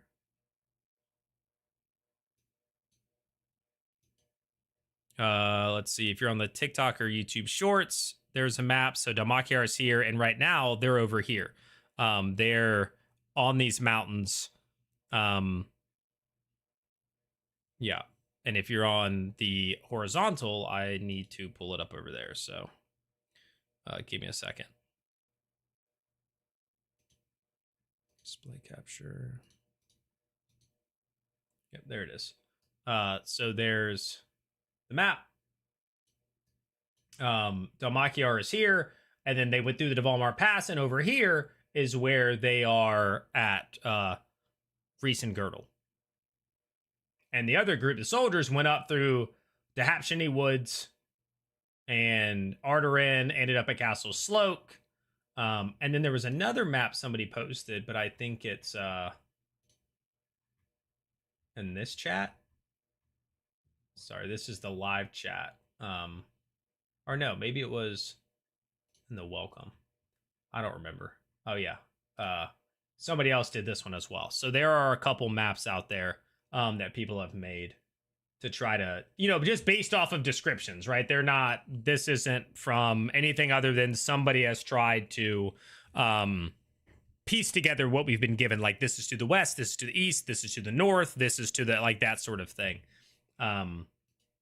So, it's not probably going to be 100% accurate to what the map, if when they finally put one out, is going to show, but it's at least something. Also, I'm going to throw this out there again for anybody who is on YouTube. If you're currently watching the vertical feed and you want to watch a horizontal feed with the my whole room, and the chat would be over here, not above and small. You can see all the different chats from different platforms. You can go, if you just click on my name or whatever, you can go there and then just click. There's two lives. One's vertical, one's horizontal. So if you're watching the vertical, you can go to the horizontal. If you're watching the horizontal, you can go to the vertical. I'll see your messages either way. I can see both chats. Just in case somebody's watching the vertical and is like, man, like I don't like watching vertical. You can do that. Just want to let you guys know that.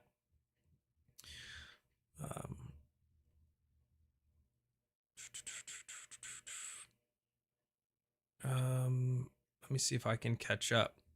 Sarah, thanks for liking the live on TikTok. I appreciate that. I feel like I'm very freaking fine. I just started D&D, so I'm watching all the CR stuff now. Well, gentlemen, so I personally do think that the previous campaigns are better for somebody trying to like watch D&D. Campaign 4 is fun, but it is not the normal D&D game by any stretch of the imagination. And so I think watching episodes, campaign 1 is the one that is most at-home D&D like, but it also has like the most issues with like audio and all that sort of stuff. They were still figuring things out. Campaign 2 is kind of the best blend of this as a production, but also a live show until COVID kicks in and it starts being pre-recorded. And then campaign 3 to campaign 4 is a lot more of a production. And then campaign 4 is very different with like 3 different tables and all this. It's still cool. So if you want to be caught up with what is happening currently live with Critical Role, campaign 4 is where you should be. If you want to watch something that feels like a home game of D&D, campaign 1 is probably where you want to be. You want to find somewhere kind of in the middle, maybe campaign 2. So just my little tidbit of information. But either way, if you're doing campaign 1 and 2, you have hundreds of hours, if not thousands of hours of content. Cormorant is the only Sundered house we have yet to really learn anything about. What do you think their deal is? Halabar's light, Tikonis' death, Einfausen is muscle, Royce have the fairies. I believe Cormorant are also spellcasters. Mitchell. I believe that part was established. The Cormorant are spellcasters, but they might be more of like the wizard type, or maybe they're also innate, similar to Taconis, where they just have like innate magic, more of like sorcerer. I can't remember 100%, but I'm pretty sure the Cormorant have been established as also being like spellcasters.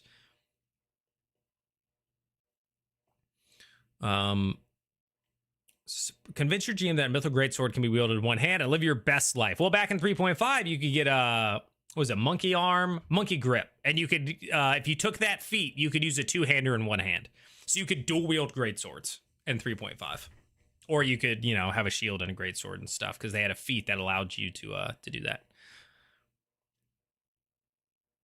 Azram is fun, but it's only 30 minutes per episode. It's like getting started, it ends directly. Yeah, 30 minutes is not a lot at all. Like, I feel like 45 minutes has to be like the shortest.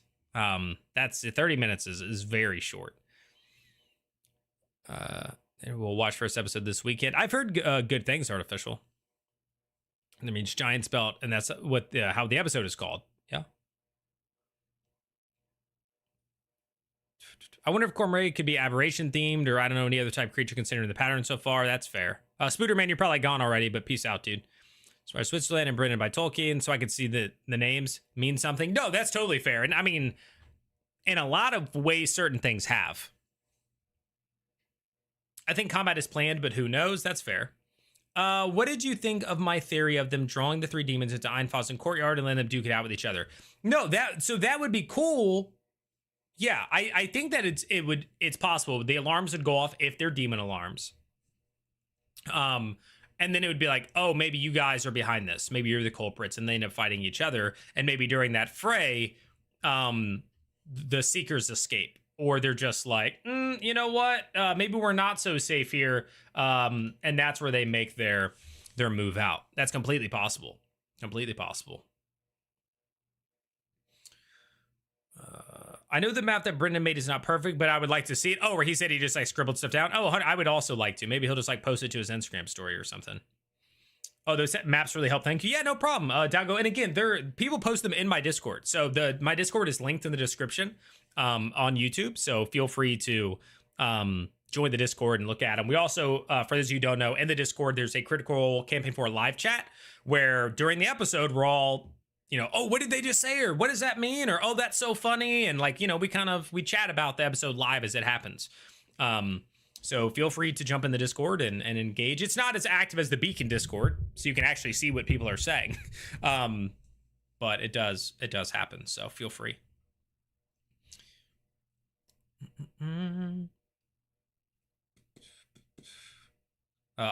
Otto hugs Octus. He goes, unfalls in new disguise. Prepped. Greta bait, mock trial stage for Alliance, Caravan Sigios' guards faking lure, Azune, his mole, Sister Betrayal Code. Journeyman, you got some wild theories, dude. You got some wild theories. Holy cow.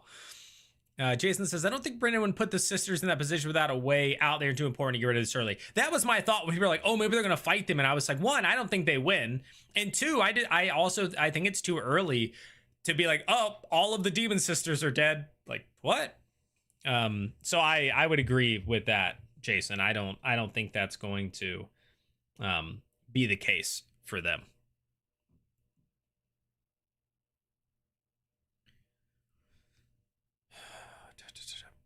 They should be at the stage now where they have given the info to a map maker. Yeah, I think we'll get a map relatively soon.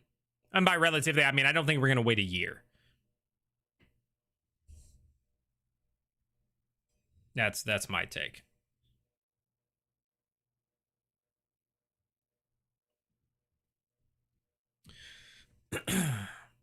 Still working my way through campaign 3, only at episode 19. Well, you got like 100 episodes left then? Caden says, Cormorant are dragons. They summoned dragons in that flashback for the war where Casimir saved Thiazi. Okay. I think the Cormorants are sources of dragon blood, dragons, giants, fairies, and other all sorts. Okay, yeah, there you go. Kimurka, that, yeah, just like, so you guys got a good point there. Because if we know that these other people are tied to these things, then maybe they're the dragon folks. That would be neat. Makes them feel very powerful. Are you familiar with the Daggerheart core set? Armand feels very much like Five Banners Burning Sea. I am not. I'm not familiar with the Daggerheart core set.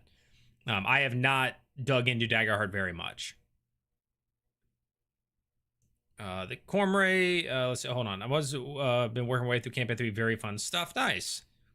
Mr. Militia says the Cormray seem to be Conjurer Summoner Wizard coded, or maybe they'll be revealed to be descended from dragons if ever cards one of some of the dragons. But yep, that's exactly what other people just said. So you guys are all on the same wavelength about that.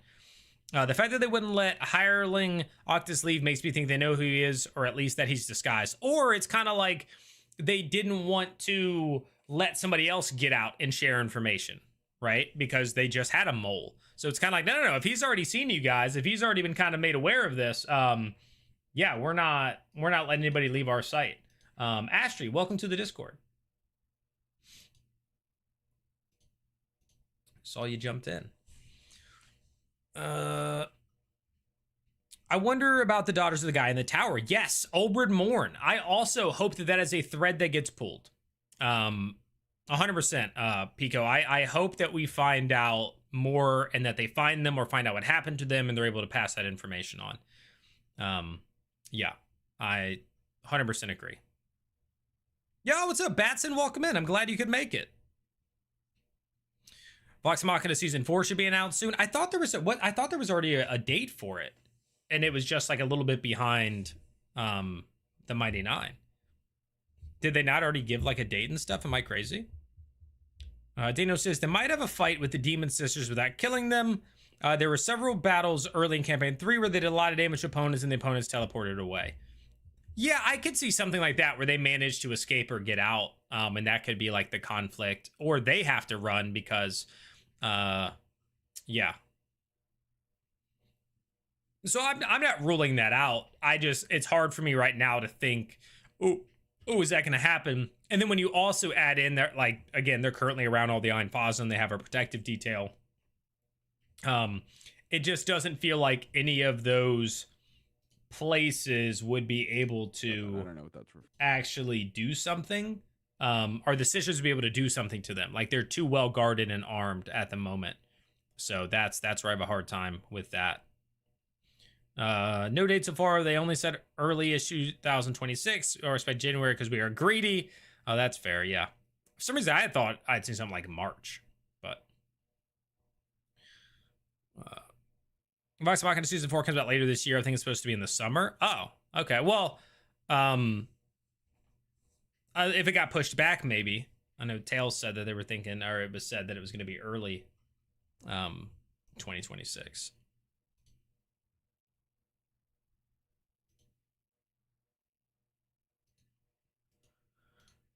But so how did we all feel about the table switch? Like, do you guys miss the soldiers? Are you happy about it? Do you think it's cool that we're now with the Seekers? Do you like what is the overall feel with this? Like, just in general with the whole idea that we've swapped tables. We got our first full table swap. We have left the arc that we were following and we are now on a completely different group doing a completely different thing. Asher said, I did wonder if maybe the Einfasen knew Octus was disguised, but thought he was one of the demon sisters he knows are hanging around. I don't think so. I think Brennan kept wanting to make him do a deception and then finally did, and then he rolled a nat 20, and so now it would feel weird. DH Right, thanks for the follow over on Twitch. I appreciate that. I think it would be weird if Brennan now was like, oh yeah, he knew. If Brennan made him, like, ask him and then had him roll a deception, and then he got that, and then to be like, oh yeah. So I think it would be odd. So now I don't think that they know Octus wasn't the guy, because then you're like, if he knew that, why would he have let them in and around his daughter and believed their story? And you're like a lot of the other stuff wouldn't add up if he knew that this was all a lie and like that was not the vassal guy, Elric or whatever. I am pro table switch. Is it Boneyard? So what about, also welcome back, what about the table switch? Just you like the idea of like following different groups, or you just were done with the soldiers, or you really wanted to see the Seekers, and like what is the reasoning behind there? And then I went back to genuinely suspicious of him. Fair. To be fair, if the demons get Octus out of the way, it might be safer for him. Unless he's dead. Again, if you know what I'm saying. So sad to see Matt play. I'm vibing with it. Yeah. Matt's done a great job so far. Big fan of that.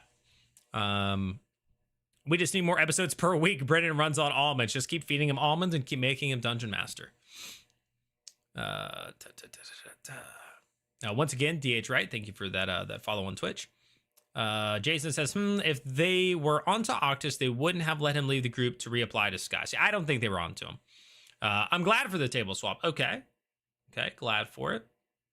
The table switch was handled well. I do miss the soldiers, but it was the right time to move on. I agree. They had basically solved the arc, and then they were beginning a whole nother thing of getting him turned.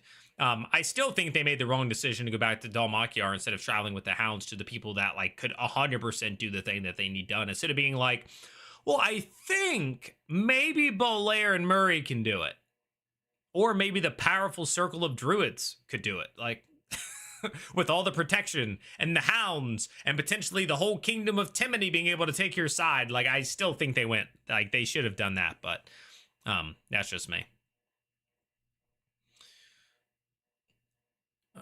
Want to see Sid going flesh again, but I understand that 9 players 1 table is not manageable. It would just be frustrating. Yeah. I love the soldiers, but I really do enjoy the table switch. It fleshes out the story in a new way, and we get the anti-Mercer effect in full force. Agree with Daniel. Great timing for this. Yeah, the timing was fitting. The timing was fitting.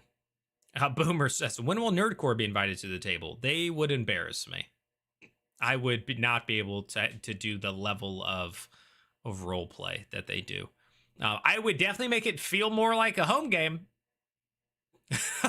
It would feel more like a home game if I was there. I'm not an actor.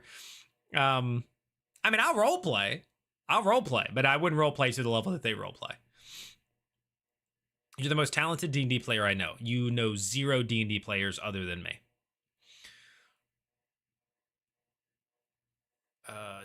For me, this table was the one I was most interested in, not missing the soldiers yet, says Samuel. Fair enough. Maybe soldiers backstory cold open tonight. We kind of talked about that, Chrome, and I'm intrigued by that. I feel like we're not separated enough from the soldiers, and also they did that whole hour-long scene at the end of the soldiers arc where they got to like just hang out and role play and talk about it. So it felt like if we already went back to them, it was like, then you didn't need that scene at the end, because then they could just be doing that stuff now and the cold opens. So I think they're going to give us separation, and then maybe we'll get a little bit towards the end of the Seekers, and then when we get to the Schemers, I think we'll go through the same thing. We won't see the Seekers for a while, and then we'll get, but I could be wrong, and they could just immediately start showing us the soldiers walking back to Dalmakiar. Could be completely wrong on that. All right, let me catch up. Julian's Octus hate equals vestige curse mark. Loathes impure blood. Elfer's Octus. Greta kill activates episode 13 Berserk. Out's real traitor. Taisha. What? Journeyman, what the heck is going on with these theories? I don't think there's a real traitor in the group. Person, that would be crazy. And I don't think it would be Taisha out of all of them, but yeah, I don't think it will happen. Agree, Jason. Just think if they aren't upfront and trust these guys about Octus, they're screwed. Yeah, because then they just have to keep hiding it. So you'd be like, hey, look, he's the one who was able to share some information. Like you can frame it in a way that's like, hey, he really he's not one of the Taconis. Boneyard Mod says, I think the soldiers had a nice wrap up, and I'm excited for the table with 3 DMs and Ashley. Fair enough. No, I didn't even think about that. Yeah, 3 DMs, Ashley and Octus. Ashley and Alex.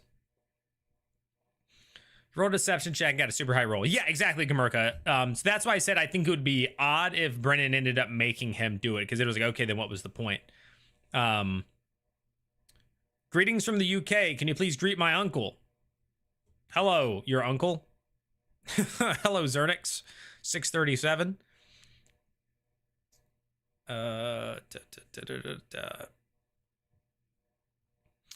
like the table swap. David says, I like the table swap so far. I kind of want some additional soldier follow-up eventually, but it wrapped up pretty well. I like we get new stories and lore and experience different table dynamics. Okay. Yeah, we might get him in cold opens coming up. Can Octus just disguise himself as a dead random and get chucked somewhere to find the prisoners? I mean, I guess. But again, it only lasts for an hour, and I think Maxi has like 5 or 6 casts of it. So it's like he can be out all day in the same disguise. Like he will run out when it comes to that. Denethrin says, just watched your video on Greta getting killed. I absolutely agree. Either dumb or the perfect way to cover his butt before she revealed too much. Also love the table salt too, but man, speaking as a Ranger Rogue man, I miss Cat and Thimble. No, that's fair. Yes, that's exactly what I was saying, Denethrin, is that it was either really dumb. I'm not saying that I don't understand why he did it because how it was foreshadowed that they are very like off the cuff, like whatever, but it was dumb or it was a cover up. Yeah.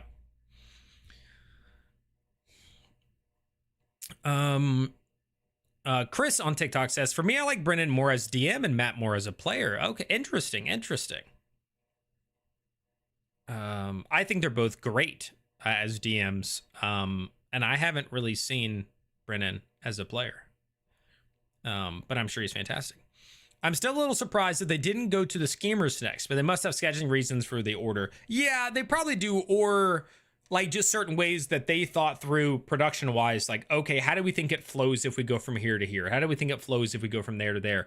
And Brennan probably talking to the producers and saying a big reveal that would affect what they want to do is would probably happen with the schemers. So we need to have the seekers do theirs first. So the big reveal happens after the, right? Like there's probably stuff like that. Because it's a produced show and they have to think about flow and where certain reveals might take place and how they could impact the other tables and all that sort of stuff. So that's probably a little bit of it. I think they're still warming up compared to the soldier table. Yeah, that's fair.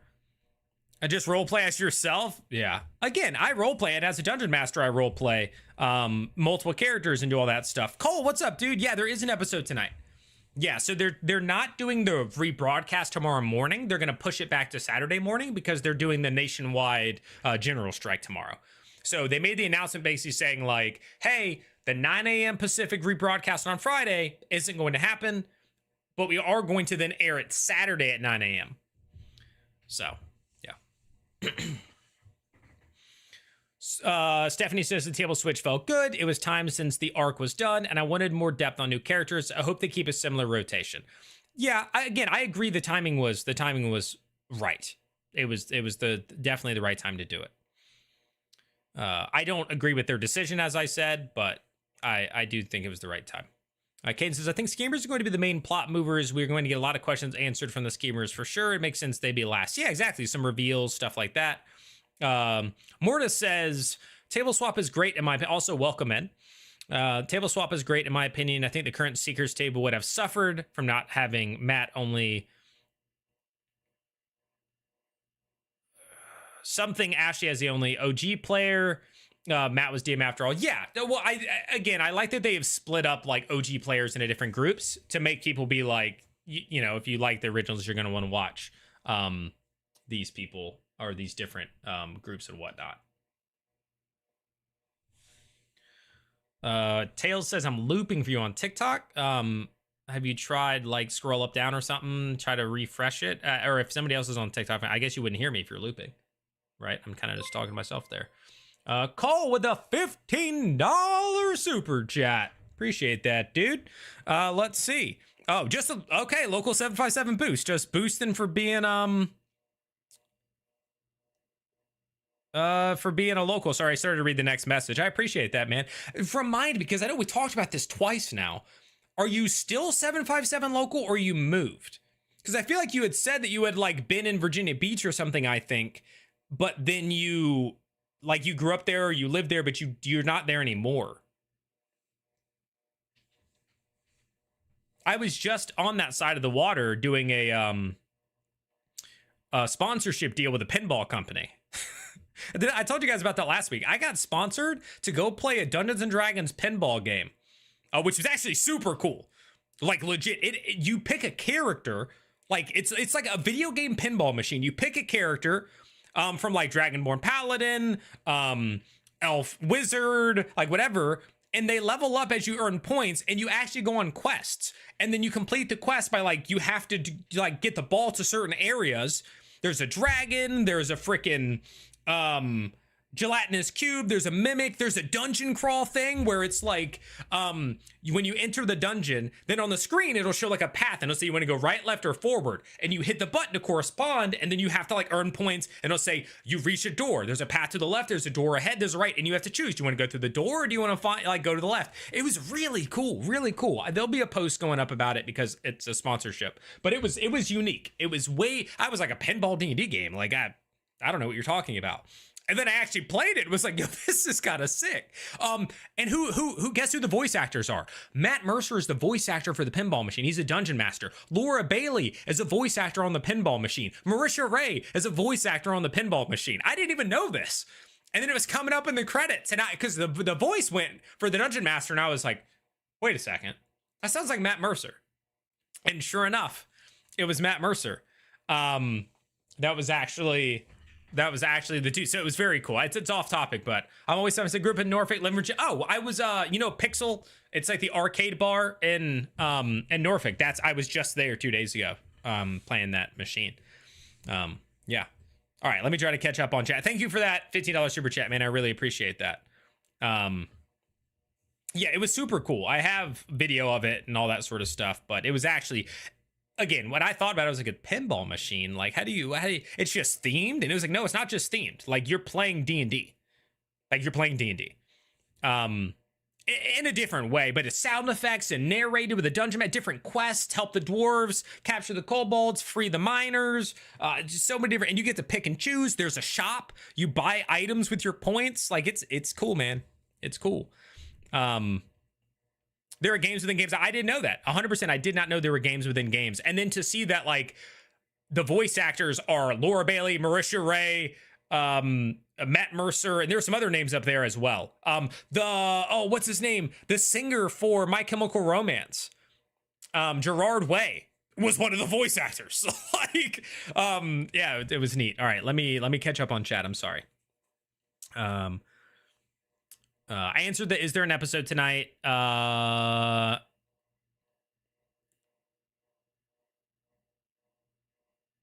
enjoying the table swap because the world of Armand is very interesting and we can discover more about the world from different perspectives. Agreed, Samuel. It's not secret. Octa is a black sheep in Taconis. Agree with that, Jason. Disguise, self-slept, not including the one he's currently in. Yeah, for tonight, but I mean like the night, assuming like he sleeps that night and he's all good, Connor, then he'll have a full set the next day. 1979 says, wouldn't it be weird for the head demon to be talking nice in Tyranny's head, but at the same time sending the other demons to kill or capture them? That seems weird. I agree. That's why somebody was like, oh, he seems to like be caught up with it and like be able to see them all and what they're doing. And I'm like, but then wouldn't he be helping the Halibars? Wouldn't he be like it doesn't make sense that they took the wrong path. Right? Because the sisters bring up in their dialogue, they say something about, like, oh, we picked the right way because they're searching for them, right? They are hunting them. And so if he, the like father of the demons, the voice in Tyranny's head, knows that they went the wrong way, he could tell them like, you went the wrong way because he knows that's right. Like, I agree with you 100% 1979. That part feels a little weird. Also, Brian, what's up, dude? Welcome in, Brian, 6488. I enjoyed Brennan as GM. It was a good decision. Hope one day we'll see Matt again at the table. Yeah, I mean, I want to see Matt DM again as well, but he deserves his break. Brennan prayed a little frog boy with the magic belt of giant strength and Wildmount Wildlings. Oh, yeah, I forgot he was in that. Cameron 1786 says, if Tyranny's sister catch up to the Seekers, do you think there's a possibility one of the aspirants could die, or do you think Brennan would want to hold off for Tyranny to see her sisters again? I think one of them could maybe die. In my head, they're more powerful than the Seekers. In my head, they're more powerful than Tyranny is. So I don't think the party is ready to fight them. Like, head on, just like this is a fight to the death between our two groups. I don't think they're ready for that. And I definitely don't think it's late enough in the campaign for all three of Tyranny's sisters to die. Sam DM 3 episodes that Brennan was a player. I don't remember the name, but it was, yeah, the Wildmount Wildlings. I've enjoyed seeing Matt as a player. It's interesting to see him develop just one character instead of jumping between a bunch of PCs. Agree. Strike, yeah, there's a nationwide general strike tomorrow. I don't think the aspirants died just yet. Maybe their mortal form does, but they just get sent back to the abyss and a new contract can be made and they'll just be remade, at least hypothetically. Also possible. And then Chris, I had seen your message when I was reading the local 757, but I had to catch up. I figured it out. We need to find a DM because we haven't played a game together in it has been a long time since you and I have actually been in a game together. Because I was running so we could play because nobody else would run. So you were my player. And then when you moved and you had to play online, then you were running so you could play D&D. And yeah, no, I agree. I agree. We haven't actually been in a game together in a very long time. It works now. Okay, sweet. Batson says, I'm really intrigued about the Seeker for some reason. The Schemers hasn't really pulled my attention. Excited to see where this arc goes. Yeah, and maybe because we're getting these cold opens with them, I think the Schemers is picking up, right? I do think the Schemers arc is picking up. And so maybe you'll start to feel a little bit more about that as we kind of get there. I feel a bit bad for Ashley with all the GMs at the table, but she is doing good. Yeah, well, it's also a very different character for her, I feel like. Really intrigued by the Seekers table, too. Yeah, we're learning a lot. Okay, this is all the stuff from the pinball. Critical Role pinball machine would be awesome. Yeah, well, I mean, this is basically a Critical Role pinball machine. 2 comedic moments for last episode. Ashley still can't pass a stealth check, and the aspirants thing, conveys or wicked tyranny. And the other comedic moment to me was the thing with the Julian going up to the bar and asking for like a red Cabernet or something, and they were like, what? Because he's at some like cheap beer garden where they're just like, which ale do you want, and we'll just give you something, like, and he wanted something fancy because he's like a noble. I enjoyed that moment. If he can't sleep, I think most characters that can't sleep, they still have to technically like go through that, and they either enter a trance, like elves don't sleep, right? They do like a 4-hour trance. It's probably something like that. Yeah. I hope we can see more of Ayla. She barely speaks. Yeah, but this isn't, so I said this earlier, this isn't really her quest. She's just with them. It's not really her quest. I think it's one of the reasons we didn't hear from Cadigan as much early on in the Soldiers. It was also because it's like he's guiding them there, but it felt more like it was Thimble's revenge and then Tayor's brother. And then Wick and Tyranny were just having their own, like, we're on the run, and they were more comedic relief through the whole thing. Cabinet? I like how somebody, when I said that one earlier, somebody did that, and then 2 of you just did it again with the cabinet. I love that. What's up, Glory Be Pro? Welcome in. I'd run it. LP, you'd run the game for me, so me and my friend could play in the same one. Recognize Matt Lore from Everything Syndrome as an early sign of becoming a critter.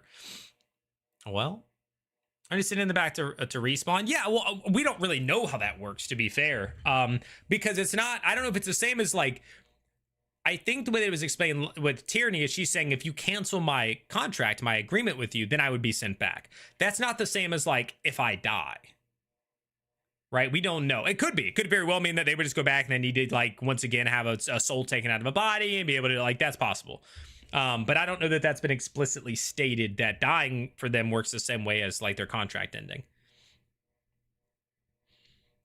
Once again, guys, if you haven't already, please do click that thumbs up button. If you are new here and you have not subscribed to the channel, we are nearing the end of the pre-show, so please do consider clicking that subscription button. I lost a couple subs today for some reason, and I'd love to get up to a higher. We're only 900 away, or 858 away from having 10,000, which is incredible.